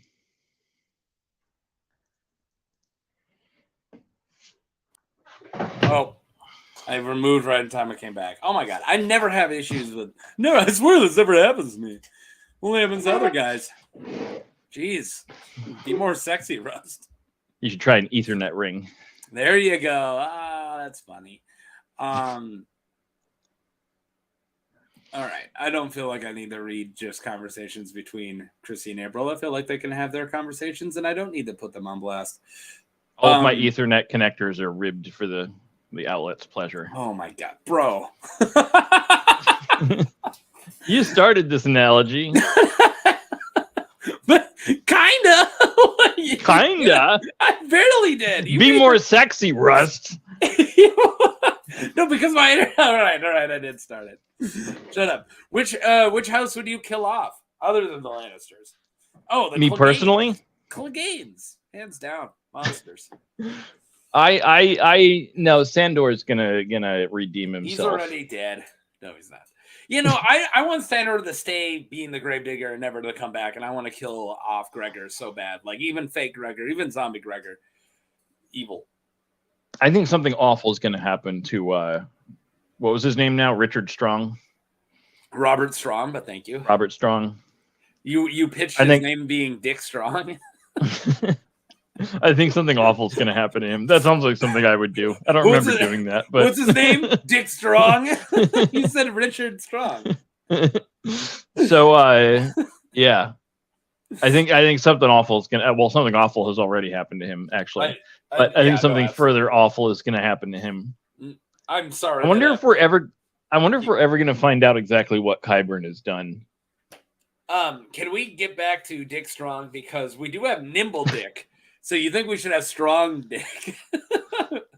Nimble Dick Crab and Strong Dick Strong. What other character is named? Hold on, let me go to a search of Ice and Fire and just look for Richard. There's a lot of Rickards. Not a lot of Richards. Yes.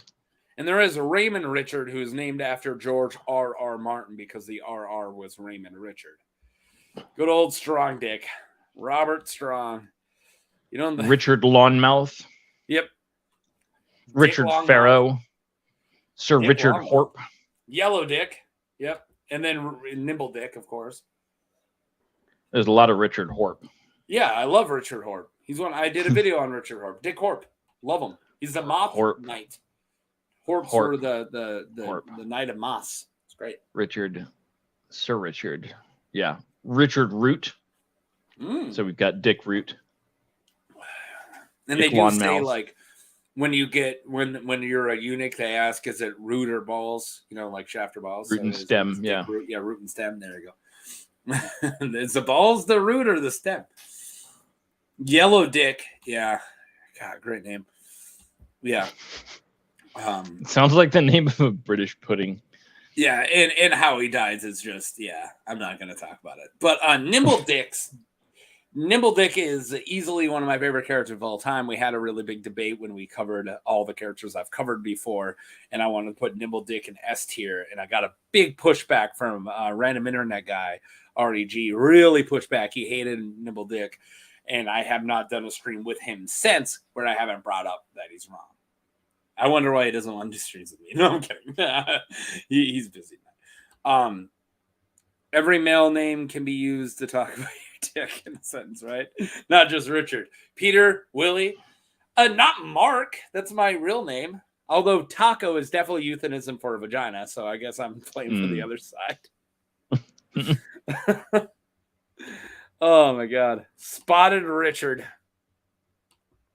All right, guys. Let's why do we always devolve into dicks?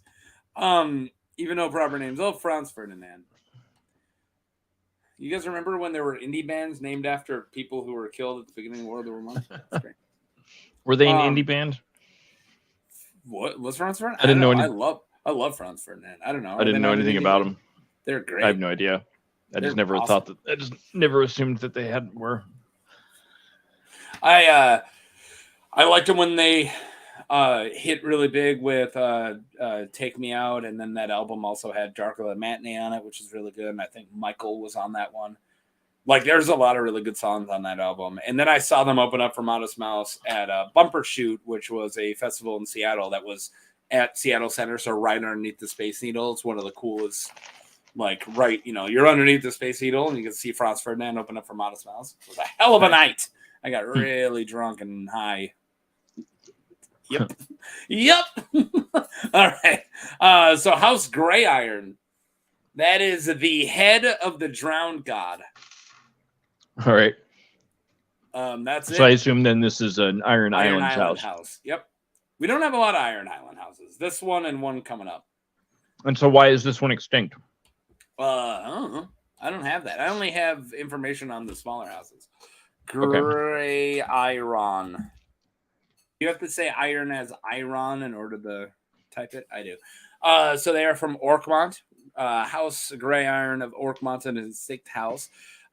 They ruled as hereditary kings of the Iron Islands after Kingsmoot era before the Andal invasion. According to semi-canon sources, blah, blah, blah. All right. They blazon their arms with the Sea King. So not even the Drowned God, but the Sea King's head, white with dark green seaweed beard and hair. All right, that's cool. Driftwood King, so they were kings.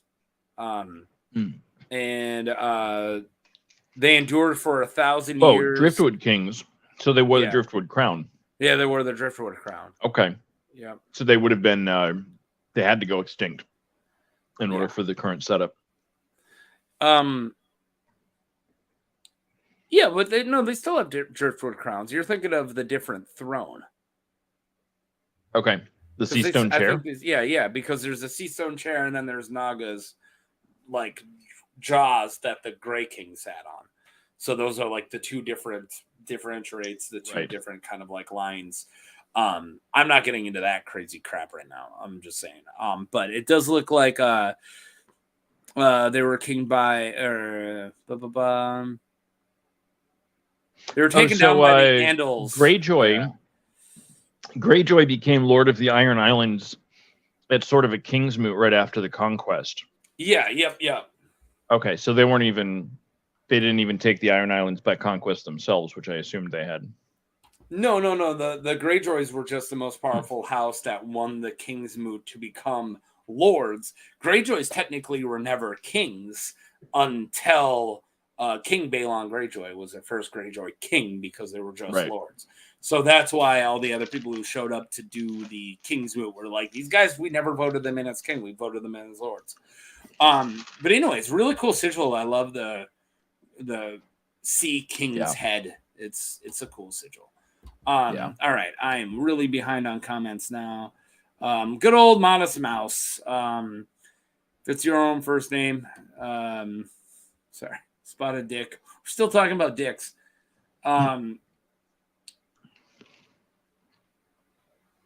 Yeah, April, if you aren't part of the Interesting Nerd Club's Discord, you should get on it, yo. Yeah. Yeah, all of us are in it. In fact, I thought that's how all you guys knew about us. I assume that's where all you guys were coming from, is from the Discord. And if April May's not in it, that's crazy. All right. Yeah, that sigil would make a hot stained glass.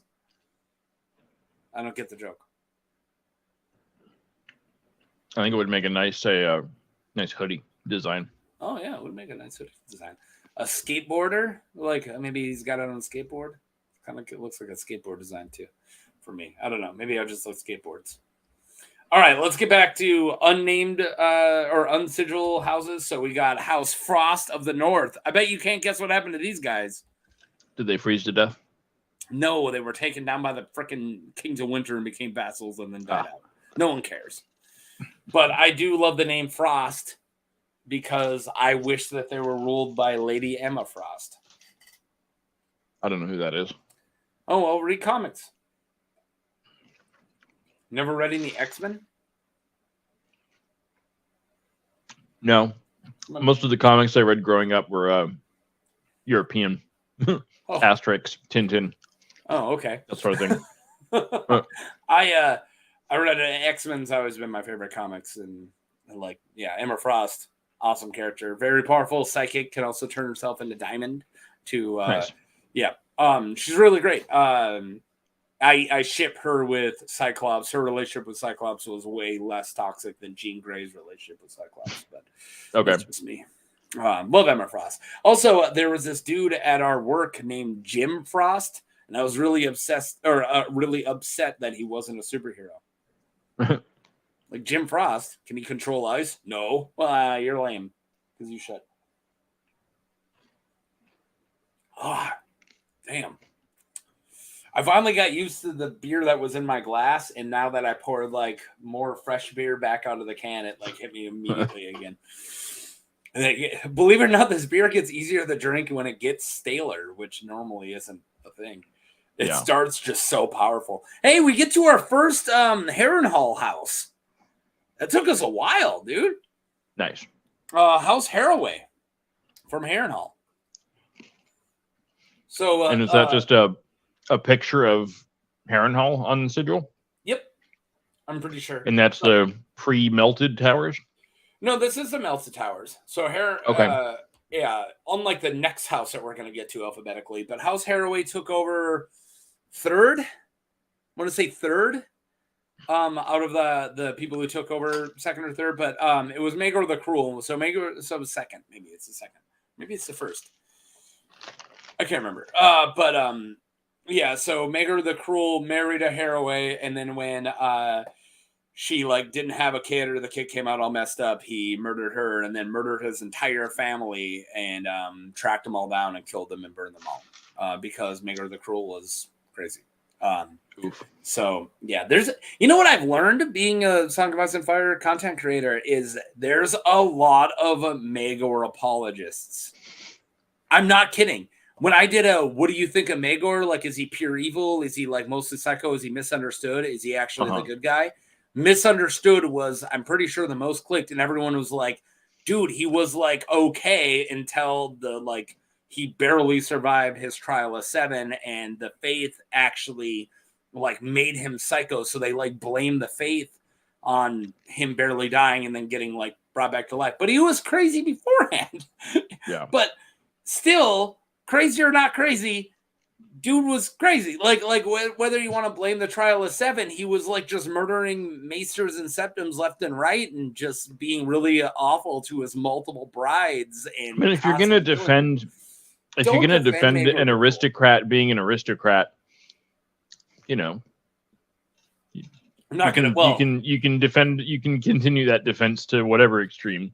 I know, but you're right. And I'm famous on this channel. I think I'm famous on this channel for being a dude who's really very anti-feudalism to begin with, and I do think that his books are actually what a brave stance. I know. You would think. I had somebody. Did I not tell you this? I had somebody who commented on one because I was just talking. I think it was my video on Harry Swift, And I was like, and this, like Harry Swift is just proof that feudalism's messed up because this guy's just a very incapable leader. But since he has a good name and he kisses the right booty, he becomes very powerful. And that's not how we should elect our leaders. And that's what's wrong with feudalism. And somebody commented like, wow, you're really going hard on feudalism. I didn't know that was controversial. I thought we all kind of agreed during the Enlightenment, a while ago. I mean, it was better than slavery, but like it was our transition out of slavery for the most part. It's still slavery with extra steps. It absolutely is. And even capitalism is slavery with a lot more extra steps and a possibility to get out of it. But still, when you have a working class and a ruling class, of course, me being part of the working class, I consider it wrong. And I'm not as oppressed as a slave. I'm not saying anything like that. And even these guys had more rights. But still, at the end of the day, there are two classes. And it is the people in charge and the people not in charge. So, of course, as always being somebody who's never been in charge, I'm pretty anti-people in charge. So I'm not a big fan of the feudalism.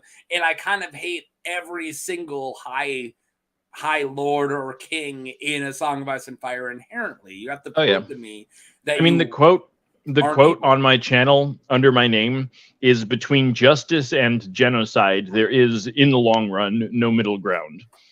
Very little. Yeah. Because there's the social construct. I have to go back. I hope I'm not just freaking everybody out going all crazy here, but there's the social construct even today as far as back in feudalism where they get to be in charge because they protect us, right? Like, all right, we're going to give our taxes up to the kings, but if somebody invades our land, the kings will then protect us, right? Like that's the social construct. And it's a social construct today that if I agree to pay my taxes and abide laws, I will be protected by my government and they will continue to use my taxes to better my life as long as I decide to make money inside their laws. I don't sell illegal things or do anything like that. As long as I follow the social construct, I go to the police when I need something, so on and so forth. My life will be protected and enhanced by my government. And there's the same construct there in feudalism, right? So if you look at it that way, it's a good thing. But of course, the second that drops is when you see kings being tyrants and evil, which I think, I can get off my soapbox. Sorry, this beer is kicking my butt. Rust, how are you doing? Should I shut up? Well, I mean, I'm right there with you, and I agree with all of it. But I do think for the sake of the stream, we should move on. Unfortunately. Sorry for the soapbox. No, you don't need to apologize. You're in good shape. Magor was evil, you bastards. That's what I was getting at. Let's ask chat. Does anybody in chat of these 13 people, are any of you pro-feudalism? Oh, my God. We can get back to that when they get to it. All right. What's the next house? House Greenwood of the North. That sounds familiar. Guess what happened to them. They were a First Men house, and they got wiped out by the invaders. No, by Starks. Right, who Starks were invaders. Murdered half this list. I'm not even kidding. At least a quarter of this list were killed off by Starks. All right, that's cool. The next. Wait, do the Starks only have First Men blood because they married into it? No, they're First Men. So they were just killing other First Men. Yeah. To take over their land and move forward. Okay. All right. Back to the first house from Harrenhal, which honestly, man, if I built my house in the north on top of a fucking hot spring, I'd just fucking stay there, man. Just hang out. Why the fuck would I go take the rest of the fucking north, man? It's cold. Yeah, no, you got a point. Yeah, but you don't let anyone live in the hot spring. You take over the rest of the north and you let them freeze and you still hang out. You let them come to you, and they got to give you food if they want to use it. Yep. And you get free food. Yeah. You're making a pretty good deal for this whole feudalism thing. I don't know why I got all worked up there. House Hoare. So the Iron Island house that took over the Riverlands and then built the giant Harrenhal and then died from either hubris or a dragon, one of those. And now the Harrenhal is cursed because of hubris or dragons. One of those. Wait, what's the name of this house again? Hoare. Oh, it is Hoare. Okay. Hoare. I can't say it without sounding like I'm saying whore. House Hoare. It's horror, like hoarfrost. Yeah. I know, but it's just really. It sounds like you're saying whore. It's so hard to say it. Yeah, they've got too many. They've got too much going on their sigil. Thank you, Chables. Yeah, well, I can explain it if you want. No, go right ahead. They're just trying too hard. Make a meme talking about world building, not giving political instructions, you shits. Yeah, no, for real. Wine! Exact Russ, Winterfell is a favorite place. All right, cool. I'm glad that no one freaked out over me getting all crazy. Worried about pro-feudalism bros would take things out of context when I pointed out that they originally went, ruled by bandits. I remember, actually, Michael, was it you who was talking about, I thought it was one of your videos that you, God, now if I'm wrong, I would feel like crap, but that you brought up the original social construct between kings and lords, or in the small folk and the high folk. And I remember just like thinking like, I hope he doesn't get any comments that are like, hey, why are you making fun of feudalism? Okay. All right. What were you talking about? Oh yeah, the sigil. So there, it's the top is the ships from the Ironborn, and everything is how much they have ruled over. So the tree is taking all the way up to House Mormont, I believe, and then the grapes is taking all islands all the way down to the Arbor, and then the Raven is taking Old Town. So this is what they have raided. I think it's everything that they raided. So they raid all of that. You get it? Yep. House Horror. Yeah. I still say it's a bit much. It is a bit much. Their sigil is a bit much. But isn't that their whole point, right? That they're a bit much? Because they're a bit bloviating. Yeah, well, they were killed because of their hubris. It was all about my castle's a bit much, I'm a bit much, and now I'm dead. Yep. Yeah. I'm not still talking crap about feudalism. I mean, the king of the Iron Islands building a castle on the mainland, like, come on, man. In the middle of the mainland, that's the biggest castle of all time. Yeah. It's too far from the sea. Too far from the sea. Damn Krakens. All right, let's talk about House Greystark. This is actually a good one.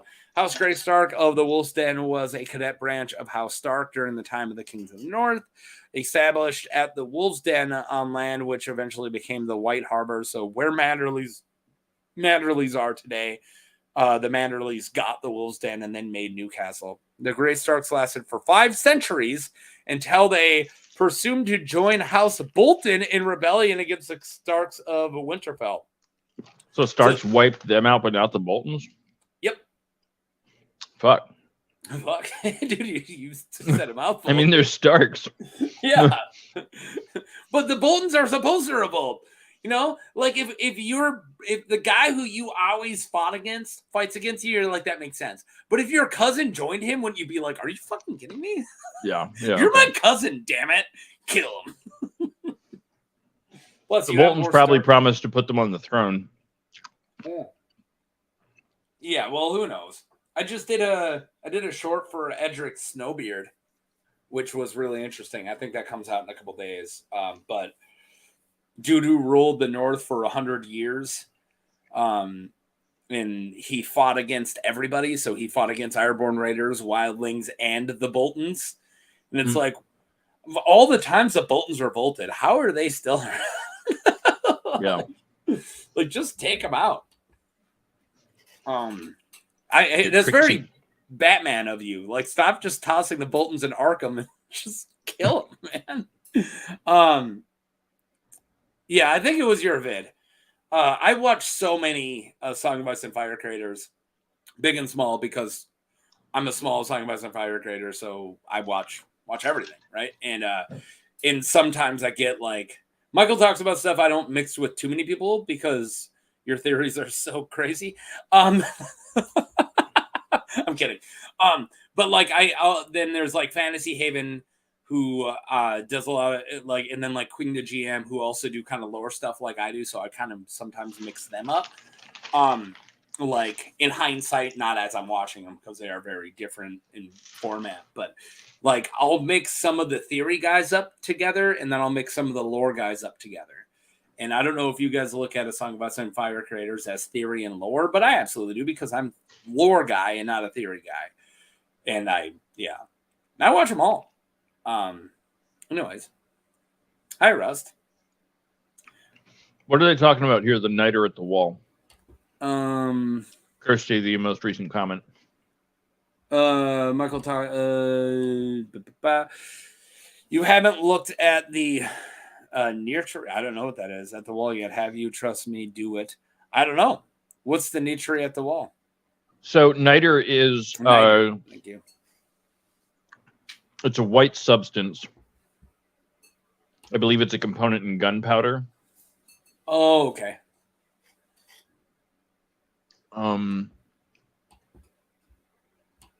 Yeah, I got nothing on Google about it. Really good videos. I'm not sure what that is. I don't know. Michael talks about stuff, has been talking about all the weird Niter coats the walls of the well in the night fort. Okay. I'm not sure what the significance of that is. Okay, so there's like gunpowder that coats the walls at the night fort? All right. Well, it's just, I think it's an ingredient odd. in, here we go. Gunpowder. Seems odd because it is a damp wall and niter is supposed to be highly water soluble. Yep. Oh my God. All right. We're going over my head here. Have you checked out Michael Talks About Stuff? His latest few videos about like the weirwoods inside the wall and stuff like that. I don't get to YouTube that often. No. He's starting to make sense to me. Yeah. It's scaring me, dude. Like I commented on one of his videos not too long ago. Like you're either I'm going crazy or you're starting to make sense. And he goes, either's a I'm happy with either. And then I was like, I feel like I'm being indoctrinated because the first time I watched Michael Talks About Stuff, he's like, oh, did you know Old Nan is probably Leaf and Nettles? And I'm like, you're crazy. Shut up. And then like a couple videos later, he's like, the wall is just a bunch of weirwood trees just in a row. And then I'm like, okay, you're starting to make sense, but you're still crazy. And now all of his videos, I'm like, yeah, that makes perfect sense. So I feel like I'm being like indoctrinated where like I started thinking like, dude, you're nuts. Shut up. And then I'm like, oh, you're starting to make sense. And then like 5 videos later, I'm going to like start buying land in Texas to build their stronghold for Michael. Like I'm starting to like really start preaching the craziness of Michael Talks About Stuff. All right. Let's get back to it. Yeah, and I still don't know what chat's talking about. The wall is salty. I don't know if you knew that. But when water drips on one of the POV characters, they say it tastes like salty. So it's salt water, that's literally impossible. Yeah. But that goes into the whole salt purifying. So like magic, like how you use the old rituals of like salt to purify because it even purifies meats. But you can even like pour salt around a perimeter to like keep ghosts from coming in it or whatever, crazy old spiritual stuff. Company of the Cat was also talking about salt. I think Company of the Cat brought up salty, how the wall is salty and the purifying and blocking of magic. And that's why magic doesn't work when they cross the wall because salt can purify, which of course, as you state, doesn't make sense, but it makes sense in that way. Not in the fact that it's salt water. Right. Maybe they have like a saltwater conduit. Yeah, well, little aqueduct. I don't want to keep getting into this, but Michael Talks About Stuff was bringing of like of sucking in water and bringing out water is a natural thing that weirwoods do, and that's why he thinks the weirwood tree never. The wall never fully goes away because it's actually being produced by the weirwoods that are inside it that keep it building, but also it's why it's weeping. So it is still depositing salt water as it's staying frozen. It's crazy stuff. And I'm not a theory guy. I'm here to talk about House Lake. Wait, no, House Holt. Have you heard about this yet? So House Holt was a place from Dorne where a bunch of green blood people hung out and stuff. God, I hate that there's so many that have the exact same stuff. And I want to say House Hall has the exact same. Yeah. So let's move right past House Holt and House Dull. Okay. What about House Lake and House Lake? So my next 3 sigil lists are the same thing. They're one of the green blood houses. So if you want, we could talk about how there's called House Lake in Dorne where there are no lakes. That's kind of interesting. So maybe there were a lake that dried up. There's not a lot of lakes in Dorne. Yeah, it could be one of those things where, like, there was a legend that there used to be a lake there. Mm-hmm. That's a thing that features heavily in Wheel of Time. You've got nerd people who live out in the wilderness who are named after, like, lakes and rivers that don't exist anymore. Yeah. Cool. But yeah, and then House Holt just makes me think of Steve Holt. Yep. Steve Holt. There's a Marvel comic where Deadpool like saves the day, and then as he's saving the day, he yells, "Steve Holt!" And it was like right as I was rewatching Arrested Development, and I freaked out. I was like, "This is the coolest thing." It was like a newer comic way after the show came out, and I had no business like rewatching this at the same time. And I was like, "It's like Deadpool knows I'm rewatching Arrested Development." Yeah, I'm gonna use some gummy bears. You cool with that? They're not special gummy bears; they're just normal gummy bears. I'm eating Skittles and Sweet Tart Rope. I'm eating these. I'm the best gummy bear in the business, yo. And then House Hull. What's a hull? I got on a ship, right? Yep. All right. So these are the could 3... also be from a nut. A nut. House Nut. There's a guy who works at my factory. I haven't met him yet, but he just started. His last name is McNutt, and I want to become his best friend. Because that's a great last name. McNutt. April says, according to the books, Dorne is still drying up. Like the wells are going dry and stuff. That makes sense. Deserts. We are all crazy here.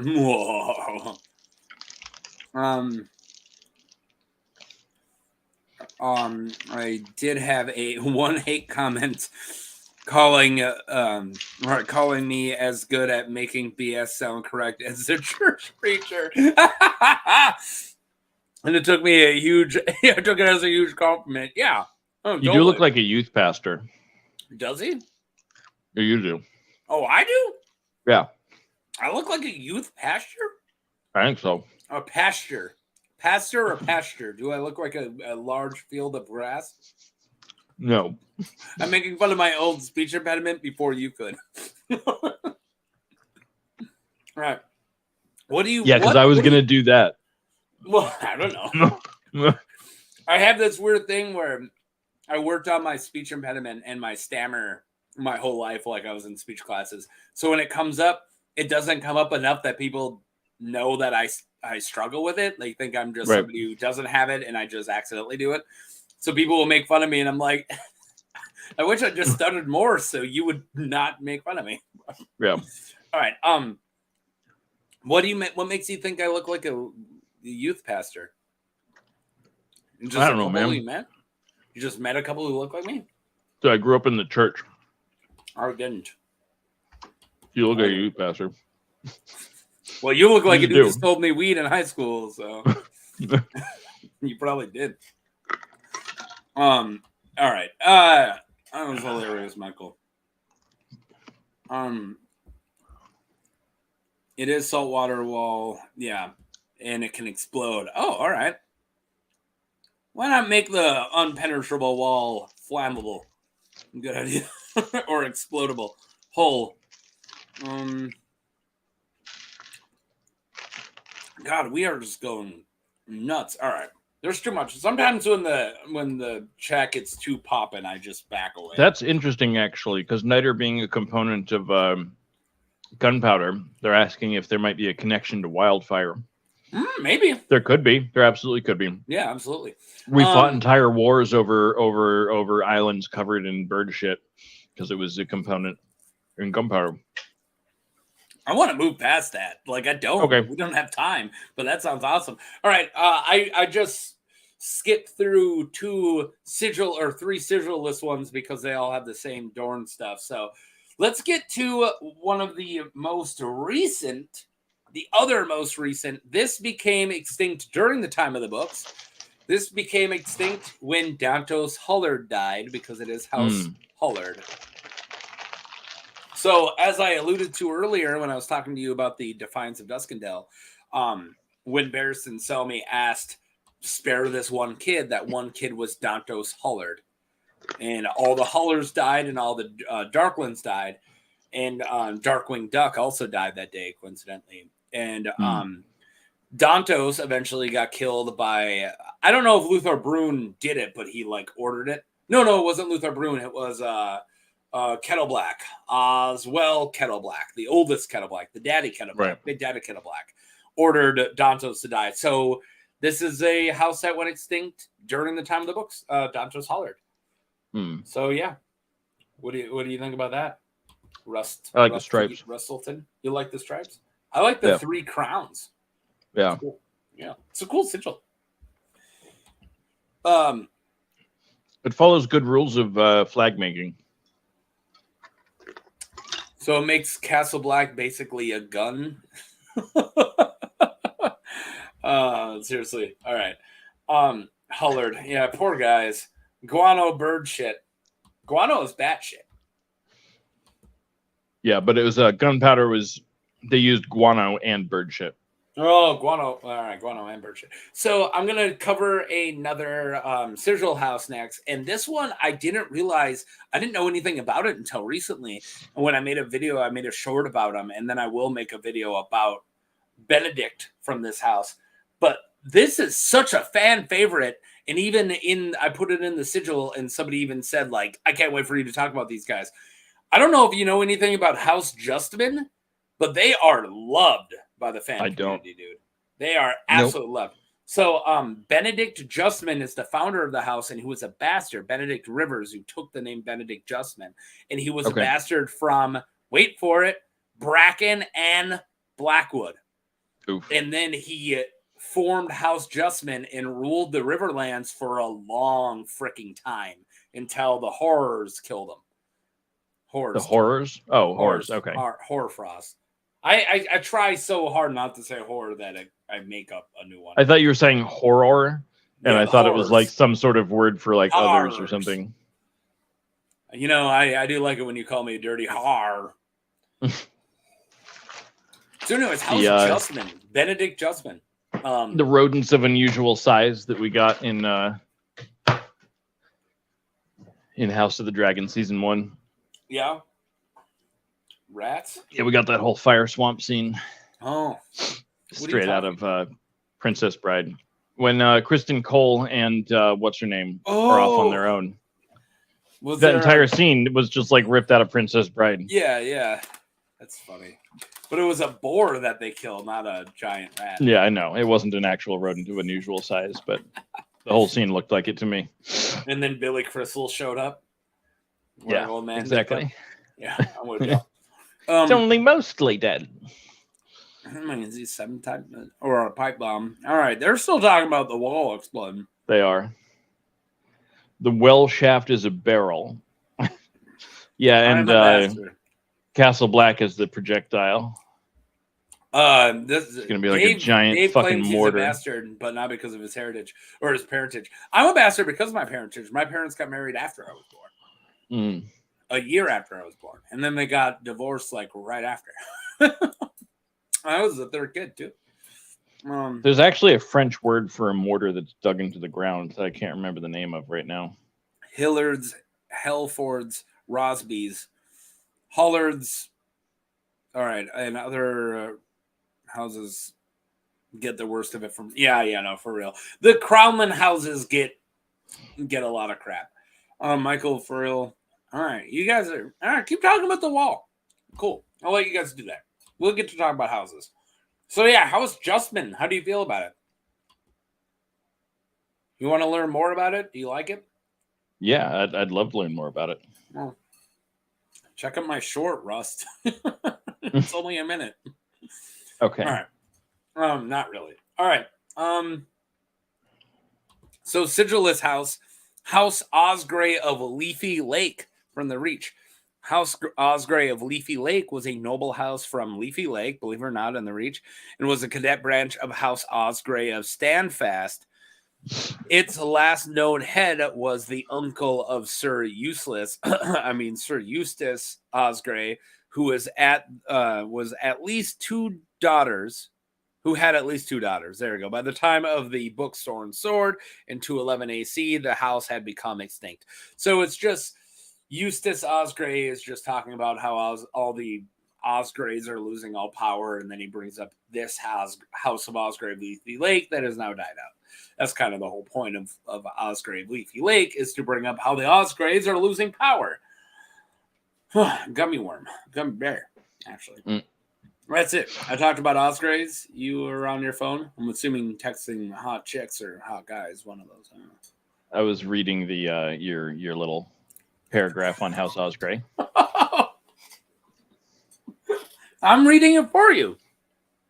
What are you looking at? I'm really your bad phone? at paying attention. It's right in front. Oh, because you're doing this on your phone. No? Yeah, this is a phone here, and this is my actual phone. So when I put it up, So you can just lean in and read it.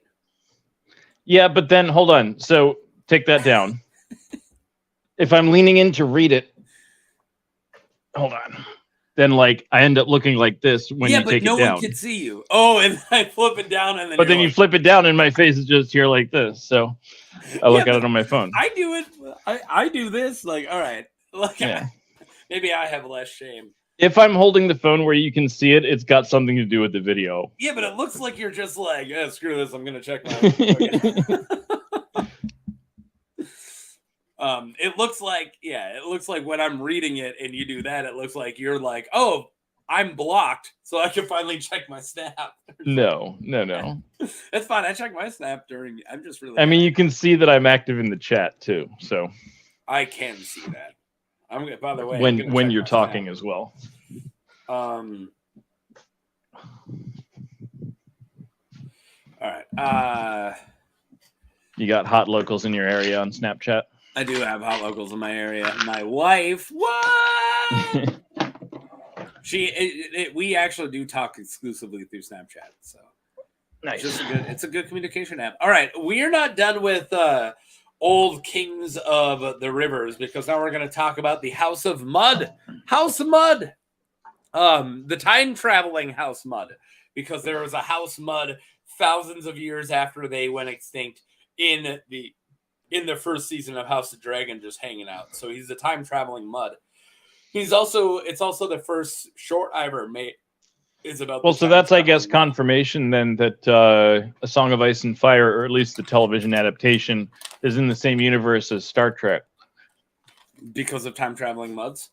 Yeah, time traveling Harvey. We have time traveling in our world. We don't need Star Trek. I mean, A Song of Ice and Fire has the time traveling brand.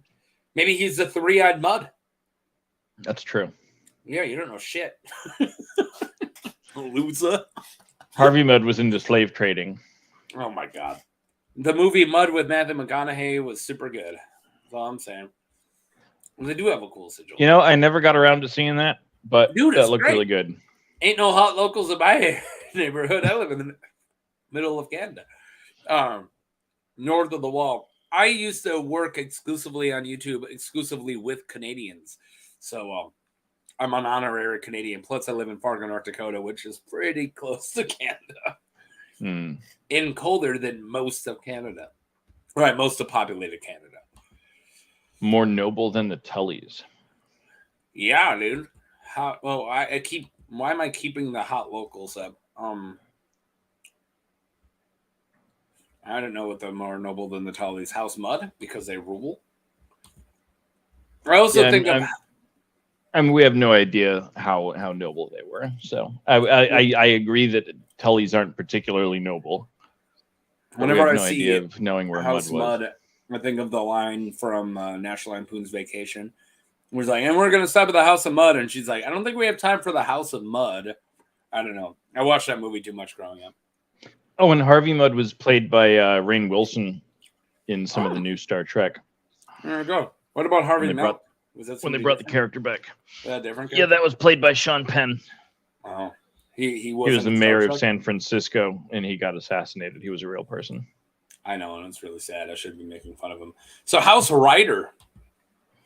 House Rider of the Reels. House Riders Rider. on the Storm. Right. I hate that they call it Rider of the Reels because Barbary Dustin, which she's talking about how she used to bang Brandon Stark and was using really, really gross words about blood on his sword.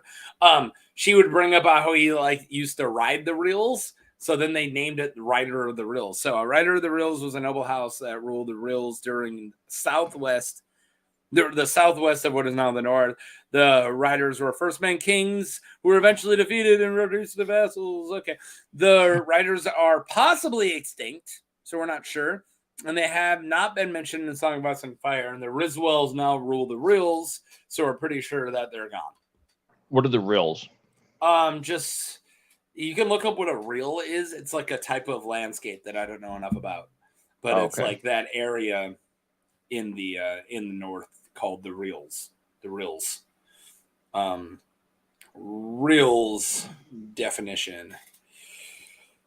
Small streams, flows, trickles. So just like a bunch of little streams in plains, frozen plains with a bunch of little streams. So like Duluth, just over by Lake Superior, very reelsy up there. The Muds had decent skin. It was -70 here on 2 Fridays ago. Yeah. Oh, Fahrenheit. We've got -70 and -80 wind chill. The coldest I've ever seen our normal is -40, but then our wind chill then hits that 70. Harvey Milk. See, I was making that joke too. Wait, who played Harvey Milk? Freaking Sean Penn. My least favorite of the Penn brothers, by the way. I'm a Chris Penn. I know they had Penn brothers. Yeah, the dude who played Nice Guy Eddie in frickin' Reservoir Dogs, Chris Penn. You're just gonna decide out of the fucking blue to rip us off? Why didn't you tell me what really happened? Come on, watch more Reservoir Dogs.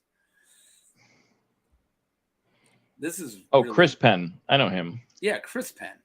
I like him. Yeah, I love Chris Penn. He died though. Sad. That's unfortunate. It is. You don't been robbing all those banks. Yeah, true. Diamond stores. My bad. You don't think the Muds are fully extinct, or you don't think the Reels are? Okay, yeah. Barton is between the Reels and Winterfell. Yep. No, he did it. Oh my God, Sean Ivan Penn. Oh yeah, Chris Penn. Yeah. See, Mike remembered it late too. All right. Oh, we spoiled the ending of Milk. What, the fact that he gets shot? Yeah, it's spoiled. It's a historical event. A lot of people don't know history. You don't spoil it. Well, you did. You Sorry, spoiled I spoiled your history the milk. book. You spoiled the milk. You left it out too long. All right, and also that movie is old enough that it's not spoiling at this point. All right, exactly. I was gonna go with the movie's old enough, but I'm like, the real history event is old enough. It's old enough. Wait, did you just ruin that biopic of JFK for me? I just started reading the Bible, man. Don't tell me how it ends. It barely ends. Revelations. We'll see. House Perrin. It's a bunch of lions. How's that spelled? Parren. Perrin. Parren. That's fucking annoying. Why? I don't know. It's like the worst way that you could spell Perrin. Well, it's George. Yeah, the noble house from the Westerlands looks like they don't got too much going for them. They joined Aegon the Uncrowned and lost in battle beneath the God's Eye. They were part of the Ashford Meadow tourney. Yeah, not a lot. But they made it so we don't know why they're extinct, but they are. Much like Cargyll, they were still around for Dunk and Egg, but not much after. Okay. Yeah. Perrin. Ross Perrin. House Perrin. Unless Mel Gibson did Harvey Milk movie, I doubt there are going to be any spoilers. I think she's implying that he makes historically inaccurate films. What? I don't know, man. I'm pretty sure the Conquistador showed up 400 years before the conquest, the reconquest, and somehow showed up during the Mayan Empire. I'm pretty sure that's actually how it happened. Apocalypto, completely accurate. I'm making a joke because at the end of Apocalypto, it takes place during the Mayan collapse. Mm-hmm. He had Spanish conquistador show up 300 years early. Yeah. What? Riswell, Roswell. There must be a connection there. There must be a yeah. Barbary. So there must be alien theories for A Song of Ice and Fire. Barbary was a Riswell. She married into House Dustin, and then Dustin died right away. Yep. Yeah, what's that got to do with aliens? Everything has to do with aliens. Should I make my hair crazy and then do the hand thing? It may as well. Why not? I went the wrong way. Aliens.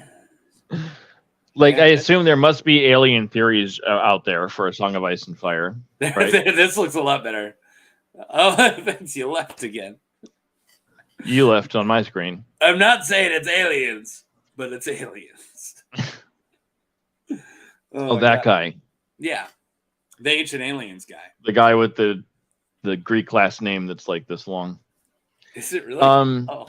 Yeah. Sorry. It's like Papa Stopopoulos or something. Papa Stopopoulos? We're not going to just move right past Papa Stopopoulos, are we? Well, let me see what his actual name is, because it's not far off from that. You want to cover some shells? Ancient Aliens guy. Shells? Yeah. Oh, it's Tsoukalos. Tsoukalos.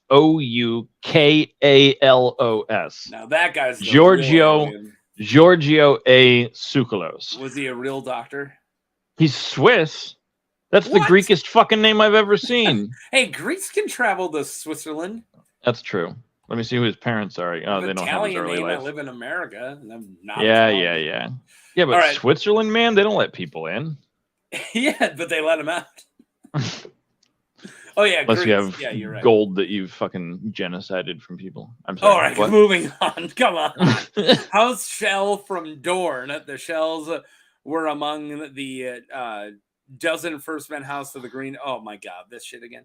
But all right, let's talk about the House Shell of the Vale. Dywin Shell, King of the Fingers, paid an Andal warlord. Oh wait, did this happen with Corbray? It's the same thing. Another Corbray did this. Wait. What was the other house? Was it Brightstone?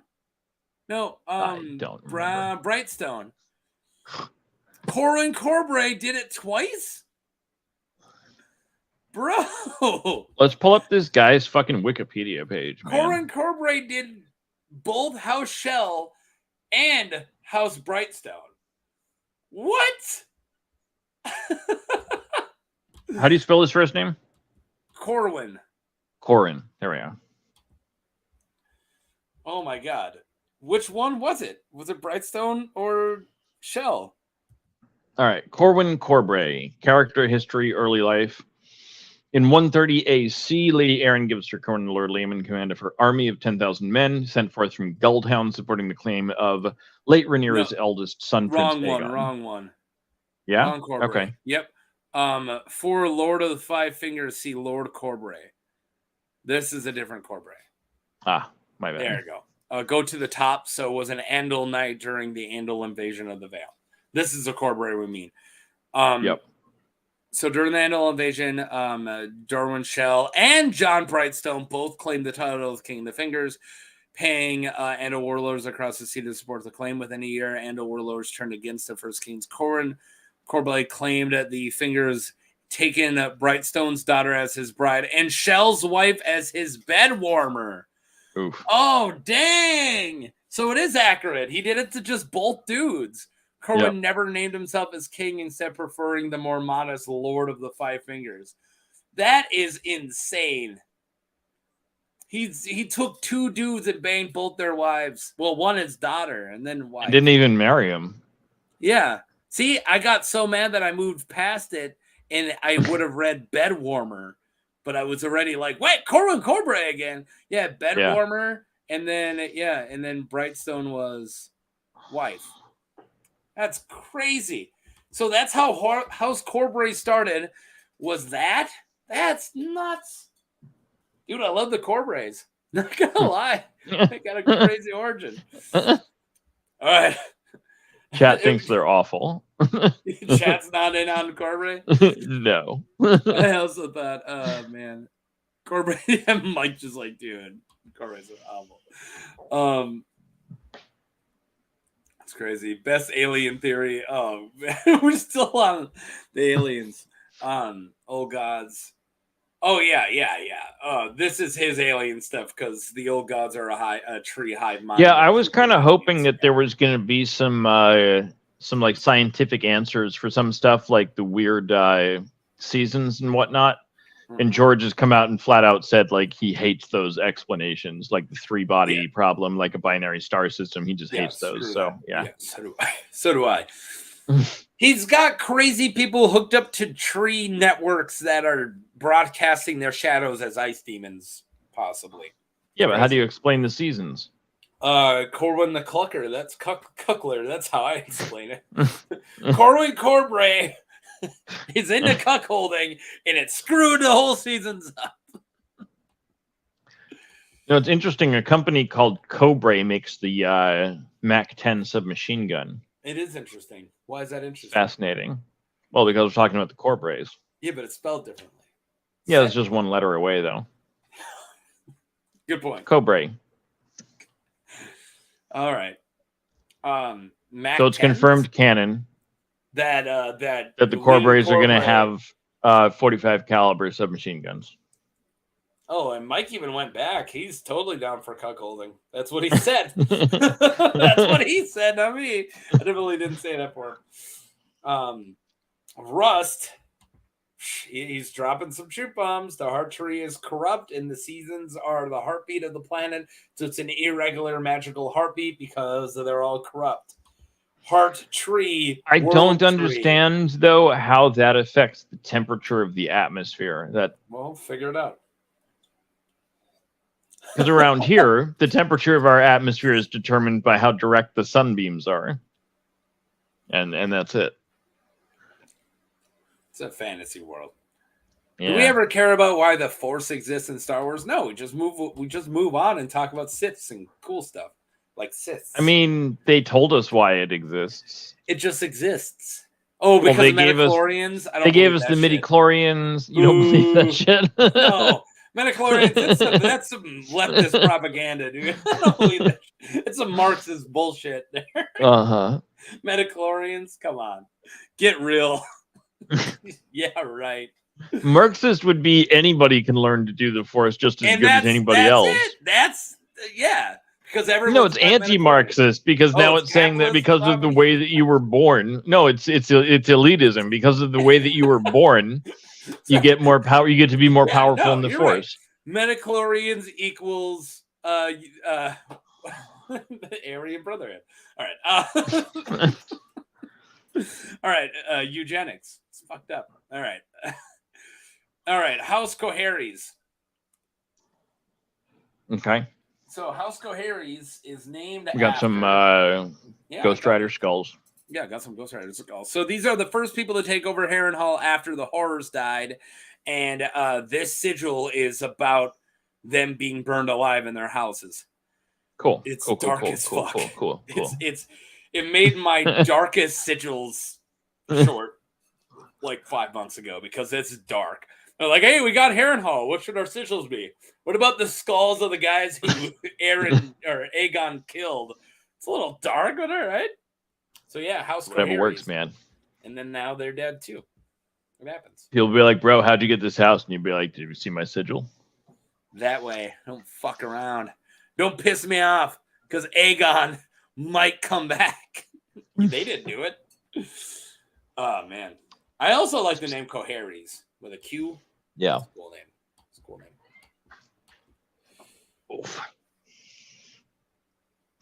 All right, Harrenhal. Did I not say Harrenhal earlier? All right, I might not. Maybe. Yeah, you did. I think you did. All right, we're done with the shells. We're almost done. We don't got too much left. House Towers, but not the towers from Harrenhal, which we're going to talk about. House Towers is a noble house from the north, and there are first men who were vanished and reduced to grass. I feel like every other one of these is that Dorne one that we saw 8 times, and then until the Kings of Winter killed them. Yeah. But yeah, that's it. House Towers. And we will eventually get to the other House Towers in Harrenhal, but we got some stuff in between. You ready to talk about a house that you wanted to talk about a while ago, way too early? Oh, yeah, absolutely. House Rain. House Rains. Rains of Casimir. So we can skip one and talk about the Tarbecks at the same time. Because it was the Rain and Tarbeck Rebellion where he did the Rains of Casimir. So both of these houses went extinct because of the Rains of Casimir. So because you don't fuck with Tywin fucking Lannister, bitch. Now, my understanding with the Rains... Oh, my God. Was that they were borrowing money and not paying it back, right? Pretty much. And then as soon as what's his name died, nope. Tywin marched with his armies. Nope. He was still alive. It was he goes to the War of the Nine Petty Kings and he comes back with balls, and he's like, "Dad, we can't keep doing this." And it was when his dad wasn't still around, and he's like, "If you're not gonna, take care of this, I will." And then he's like, marches, kills one, and then drowns the other one inside their mines. Yeah, I remember the drowning one. River. Yeah, nuts, crazy. Oh, with the other one, he used trebuchets, I believe, right? Something I can't remember. It's been a while. I will be doing a character video from somebody from that house. I can actually say what it is if you give me a second. So I will be covering the Rain Tarbeck Rebellion eventually in a character video, so that's why I've kind of I haven't been studying up on it because I know I will. Soon? Isn't it soon? Yeah, Ellen Rain. Right after my Melee's Blackfyre. So it's the next one I have to write is Melee's The Monstrous Blackfyre, and then Ellen Rain is the next one after that. And I think I have a Tarbeck down this list somewhere.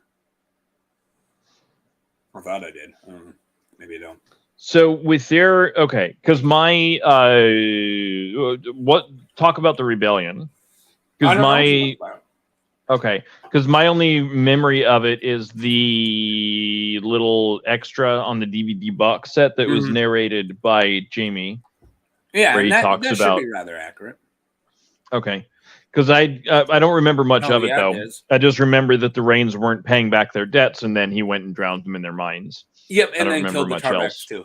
And by the way, Sour D, great name. This is like half of it, all right? This is just the stuff I like. My wife's ones are in the kids' room, all those Harry Potter ones and shit. Yeah. I got the Harry Potter ones back here. Just Pokemon, DBZ, and Rick and Morty, and some other random ones. I got Cousin Eddie up here. All right. I don't know why this is going on, so I'm going to have to get rid of this guy. Yeah, I didn't want to bring it up. Thank you. We're gone. Doesn't happen anymore. Hi. What's the matter?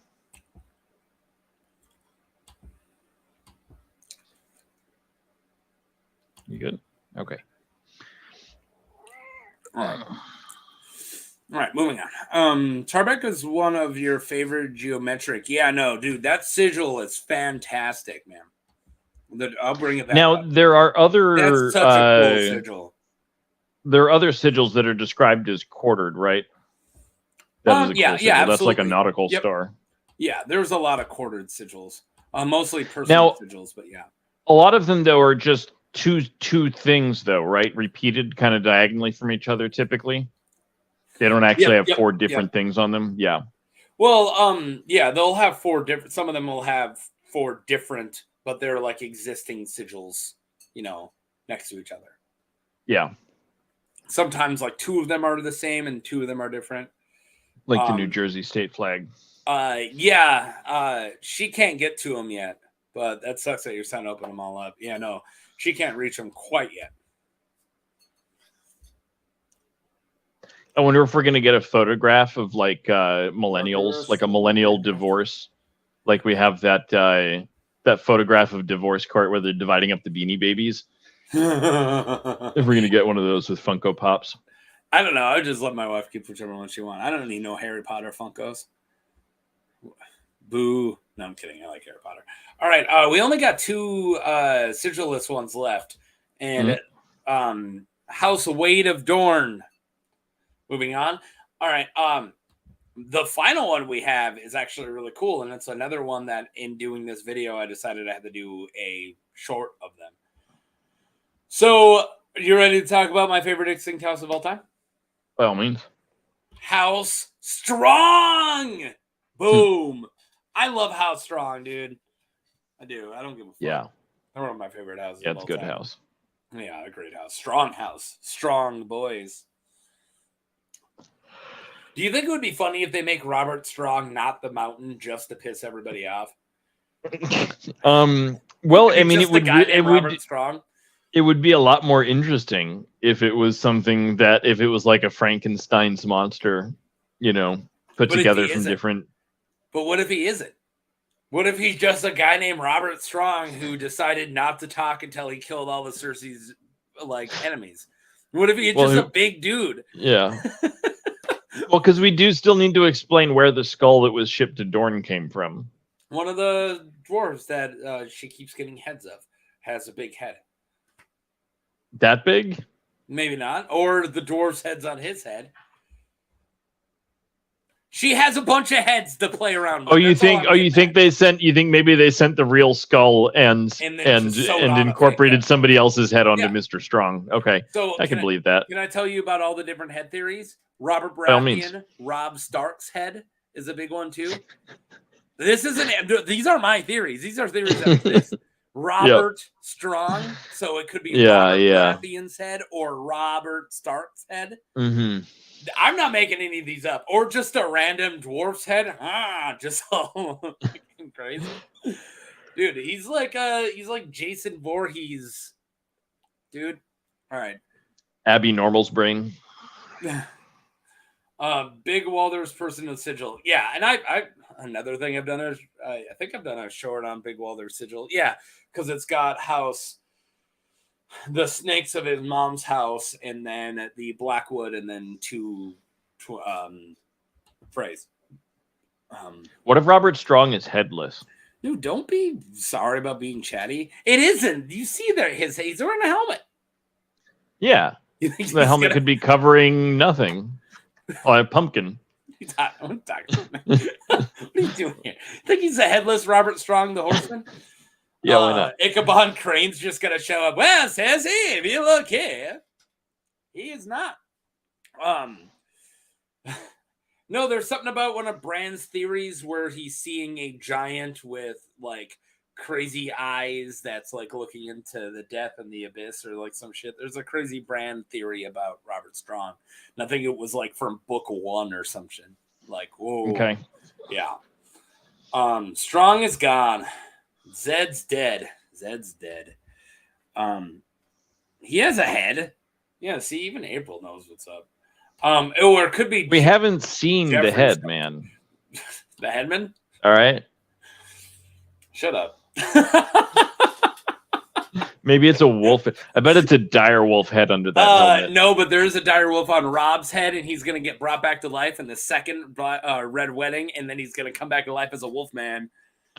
I believe that shit. I don't care what you say. I believe that shit. Oh, man. I love it. All right, so how strong? You want to talk about this house I knew nothing about? I have to make a short of them later. House Teague. What's with that sigil? That sigil's freaking amazing, dude. Is it spelled like Chrissy Teigen? No, it's no. Teague. Teague. Oof. Teague. You never drank some of that Teague? Sounds French. It's French. How's France?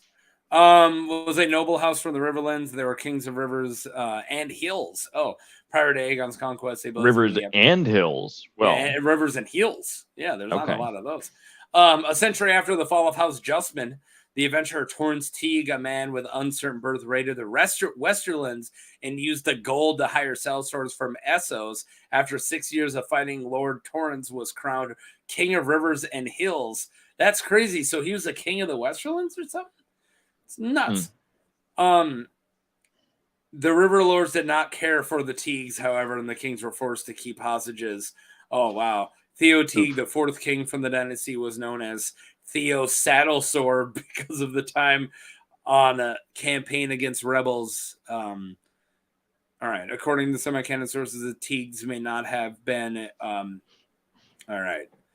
Might have had an interrupted rule, blah, blah, blah, blah, blah. King Humphrey Teague began to repress worship of the old gods with the support of the faith militants. Whoa.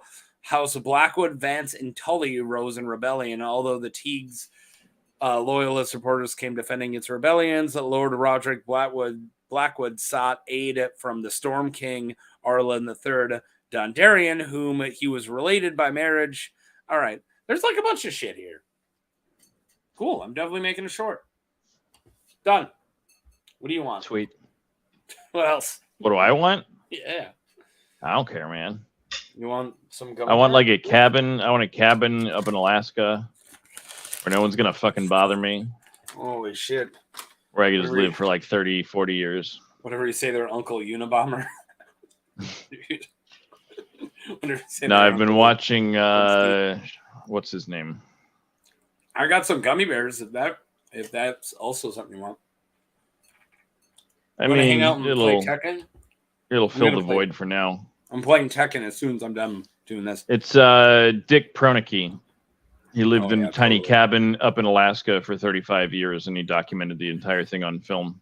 Yeah, Rob's head is missing. I've been getting clips of it all over my TikTok, and it's been making me want to move to the middle of fucking nowhere. I mean, I live in North Dakota. It's already pretty in the middle of nowhere. Yeah.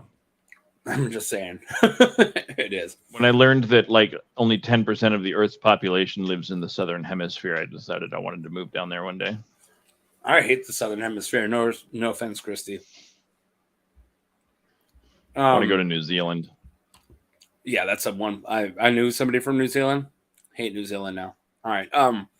Bran sees the whole head thing, and that's why, and also Rob's head is missing, so that's why people think that it's Rob. Maybe he stole the head of the blue-eyed giant, whose head we live in. April, that's what I'm eating, dude. I'm eating those. We're like best friends now. 12 flavors, dude. Yeah, 12. Why are you here, Russ? How come April's not here hanging out? All right. Best gummy bears. All right. We don't got too much left. So, Teague, we talked about the towers who were not from Harrenhal. So now we can talk about the towers from Harrenhal. This is a pretty cool sigil. We got two. Now, did they name themselves the towers after moving into Harrenhal? I'm assuming. I don't know. That's kind of funny. Yeah. I don't know, though. Maybe they were called House Towers first. How many towers does Harrenhal have? Do they have 5 towers? A lot. Is it 5? I don't. Oh, my God. Back off, man. We've got 5 towers, and what appears, that's not green. I was going to say an Italian flag, but that's not green. That's just black. They blazoned their 5 towers on white. Okay. It doesn't say who ruled over Harrenhal for 3 generations. Oh, Maegor, after Maegor killed the Harways, he gave the towers in. Yeah, April says that Harrenhal has 5 towers, so this is probably the towers of Harrenhal. On the sigil, at least. Oh, all right. Well, then But can you imagine how convenient it would be to be named House Towers and then be given Harrenhal as your seat? It's like how barn owls felt when humans finally started building barns.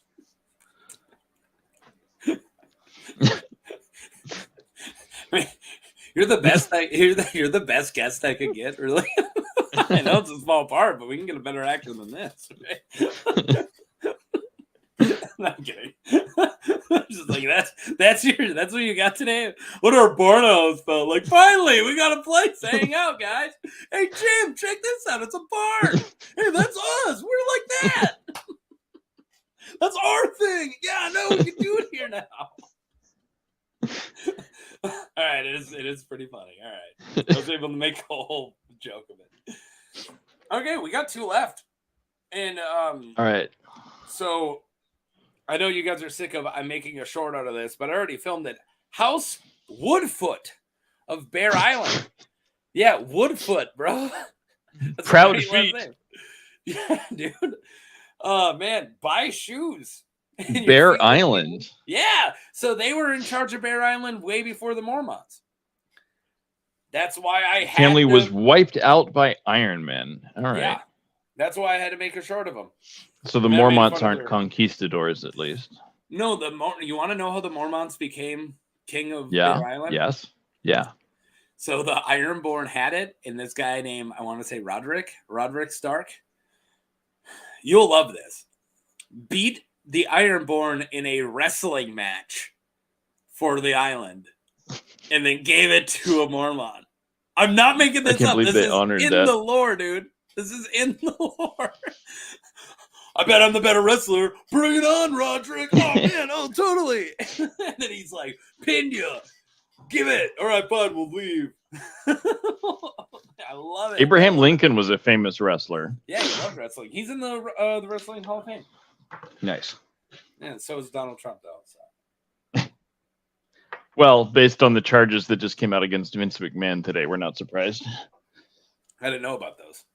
Oh, yeah. The type of charges you expect. Yep. Yeah, I expect a lot. We've always known that he was a horrible person. I'm just glad it's catching up to him while he's still alive.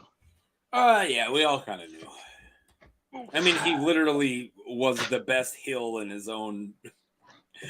Like when he's like, everybody hates me so much that I'm going to be the greatest heel. Yeah, pretty much. We all hate you. Barn owls were just owls before barns. We just called them owls back then. Oh my god. Def a Hobbit rap. Ironborn, but I think they technically live through daughters too. Oh, okay. His wrestling name was Strong Bean. What? I don't even get Abraham Lincoln's? Oh, I thought he was still talking about Roderick Stark. That would make sense. Strong Bean. I think he had a pituitary disorder. Who? Abraham Lincoln? Abraham Lincoln, yeah. What? I mean, have you ever seen, take a look at Abraham Lincoln's face, especially without a beard, and tell me you have ever seen another man that looked like that. Yeah, but he was like tall and manly and strong. Yeah. That's what a pituitary disorder will do to you. Oh, okay. I thought that meant that's how we got Andre the Giant. Oh, yeah, no, he's got a little bit of giantism, is what you're saying. Yes. All right. Potentially. But he's not that tall. He's just like mid 6 feet. He was tall back then, but he's not like Andre the Giant. No. He wasn't a beast. But I believe he died young and had joint issues. I want you to know. I believe he died young, like he didn't get shot in the back of the head. Just gonna say, I'm not a doctor, but I don't think he died from that. Dude, Abraham Lincoln's pituitary disorder was so bad that his head exploded during a play. I'm sitting here like, how did he die again? I'm trying to remember. Like, he died young and had bad joints. I don't think those two things are connected, Rust. Oh my god. Mary Todd, if I get 1 inch taller, my head's gonna explode. Although it did take him quite a while to die. It was actually the doctors poking him with fingers that might have actually killed him. Also with Garfield too, that he died from an infection like a month after his shooting because of bad doctor. Yeah. But I can't believe. Yeah, we're getting these guys laughing here. All right. Pretty much I think we just are. We still have 13 people in the chat, but it's everyone's just letting April go to town at this point. Oh my god! I hope your head doesn't explode, April. All right, last house, the devil. And I'm pretty sure they are not actually extinct because we do know of Toyne in the Golden. All right, that's just cover art from a Van Halen album now. Dude, House Toyne is easily one of my favorite houses because they're the house of the rebels, so I love them. And that sigil is so freaking cool. But I don't think they're extinct. They're just exiled. I like the sound of House Toyne. It's a great name, dude. Toyne. Yeah. Oh, yeah, great. Great name. But I don't think they're extinct, so I don't know why I have them. I don't know why the list had them. But yeah, they... how do we know they're not extinct? Because I'm pretty sure we meet a Toyne in the Golden Company, or maybe a Toyne Blackheart just died. Maybe the last Toyne just died in the Golden Company. Let's look up House Toyne really quick. His name was Blackheart too. It's so badass. Extinct. Yep. Blackheart was the last one to die. Oh, they are extinct. So the last Toyne did die, who was a captain general of the Golden Company. So, Dave in the chat, I would not have a house because I don't believe in aristocracy. Oh, my God. So, I would probably be leading some sort of Brotherhood Without Banners sort of deal where we just, hang aristocrats for the fun of it. House Toyne did join the Kingswood Brotherhood. I think, my sigil, it would be too lame if it's a taco, but I think it would piss people off if it's not a taco. Oh, but you want my sigil? I can get a sigil for you. I just don't have. I'm not going to have a house. Well, you don't have an heir, right? Or do you? Do you have kids? I guess I've never asked. Not that I know of. All right, just natural born. Because I have a daughter, but I don't have a male heir, so I will join my house with somebody at this point. But I know. Oh, I just had a niece born 3 days ago. Oh, well, we can't join my daughter and your niece. Well, at least not in... It's 2024. Of course we could. Yeah, I guess today we could. I don't think they're gonna have heirs, but well, they'll try. They'll adopt. They'll adopt. Within a generation, our house will be Korean. A taco, a horse. Oh no, a Tyrek Lannister taco. A Tyrek horse. A taco horse. Tyrek Lannister is a taco. That's the theory I just created. Run with it. He was last seen a taco. That's all I had for houses, man. All right. You want to bullshit right for a couple more minutes and get out of here? Yeah, I don't care, man. Who was your favorite? Who's my favorite? House Toyne. Oh, yeah, okay. Who's your second favorite? Woodfoot? You expect me to remember more than one? All right. I'm kidding. House Dryland, dude. The Satan house. That is a cool, a lot of cool stuff to talk about all at once. Mm-hmm. But I like the one with the drowned god's head on their sigil. Oh, Gray Iron. Yeah. I wonder which Agor Bitterstill in the chat what his favorite house that we talked about today was. But it wasn't Blackfyre. Gee, I wonder. Yeah. Makes me Did wonder. any house die when they left after Torrhen Stark knelt? Who's they? What? The Targaryens? Did any house die when they left after Torrhen Stark knelt? I don't understand the question. Yeah, I don't understand the question. I'm sorry. Please reword. Okay, so a horse, a tacoed. So a horse made of taco meat? Is that what this means? What if this horse that is a taco, or is it a taco that's a horse? A taco that is a horse leaves the door ajar? That made me want to vomit. That made me want to puke. If a horse is a taco, wouldn't that just be a taco? A horse is a horse, of course, unless that horse something Mr. Ed. Look at my horse. My horse is amazing. A horse is a horse, of course, and a horse can't talk, of course, unless that horse happens to be the fantastic Mr. Ed. I wanted to push this to 3 hours, but I feel like we're circling the drain here. No, I can talk about Francis the Talking Mule. Oh, several Northerners left Westeros when Torrhen knelt. Oh yeah, okay. A horse riding a taco. No, this was more interesting, but okay. But geez. Oh yeah, no, go ahead. several Northerners left Westeros when Torrhen knelt. Yeah, I can see that, like being annoyed. Yeah. They're like, dang it, we followed the Starks as kings of winter, not as freaking vassals of winter. Yeah, like we died for you, bro. Although I guess Torrhen knelt before any dying happened. Yeah, but like Torrhen was totally in the right. Yeah. Yeah. So did these guys go off and build like sellsword companies in Essos or something? Probably. Yeah, why not? The Northerners. Yeah, I got nothing.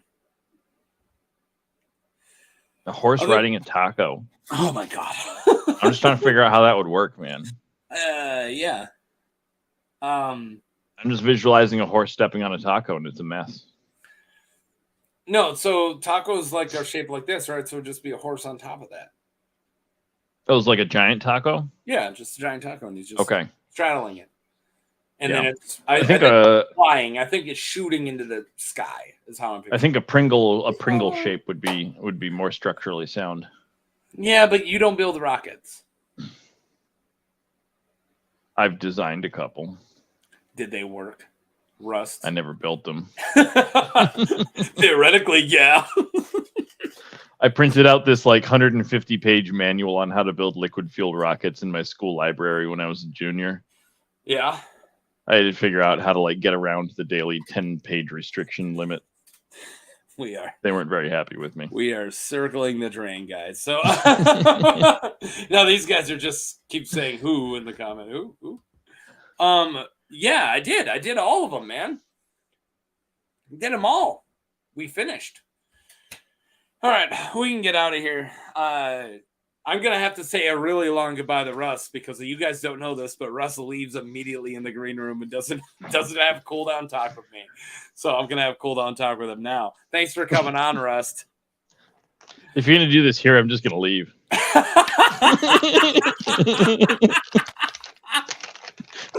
Oh, you suck. Just let me say thanks for being my... If I can't get anybody else, I know I got Russ because you come in here and you kill it, and you're kind of becoming my ride or die, and I'm loving it. So I appreciate you saying so. I really enjoy our conversations. We have a really good back and forth, and we usually knock out some pretty good jokes. And also, you help me stay on task too. Somehow, we both have equal. We both have equal parts. Yeah. And so do I not do it. Like, we both have equal parts tangents and, like, all right, get back to it. Like, I feel like me and you can go on big tangents, and then when I say, we got to get back to it, you never fight. You're like, yeah, we should. So, yeah. Yeah, no, it's good stuff. Thanks, everybody, for watching. We kept more than 10 people in the chat the entire time. We did. So, yeah, we must be pretty interesting. Even with ejecting a couple jokers. Yeah. The one dude had like a real comment and then turned into a joke. He did. Yeah. Yeah. I think he didn't know that he could do that. He's like, hey, I'm just here to hang out. And somebody else like yells out something. And then he goes, yeah. And then he yells something too. But that's all right. They might still be watching. I just injected them from chatting. But I'll talk to you guys later. And yeah, April, check out the freaking Discord. Get onto that Discord for sure. And Russ, thanks again for coming on. And everybody, I'm still doing my Lord's Guard vids. I've done 3 different kingdoms now. My Stormlands, what was the one that just came out? Was it my Wing Knights? Right? And yeah, my Stormlands, my Wing Knights, and then the Northern House, which was really big. And tomorrow I have a Pokemon video, my 28th episode for our Pokemon role-playing game. And on Saturday, I have Rigo Draz, my character video for the Master of King, Rigo Draz, who's definitely personally my favorite Master of Coin. I said Master of King, Master of Coin. And then I'm going to go play Tekken 8. So that's what I'm doing right when I'm done talking to you. All right. I'm probably going to go play some Far Cry 4. Well, there you go. That's my game's a little more newer because it came out today, and Far Cry 4 came out a long time ago. But you want to say peace? Thanks, everybody. Nah, and yeah, everyone in the comments. 100 times thanks for watching. Indeed. So, all right. Peace.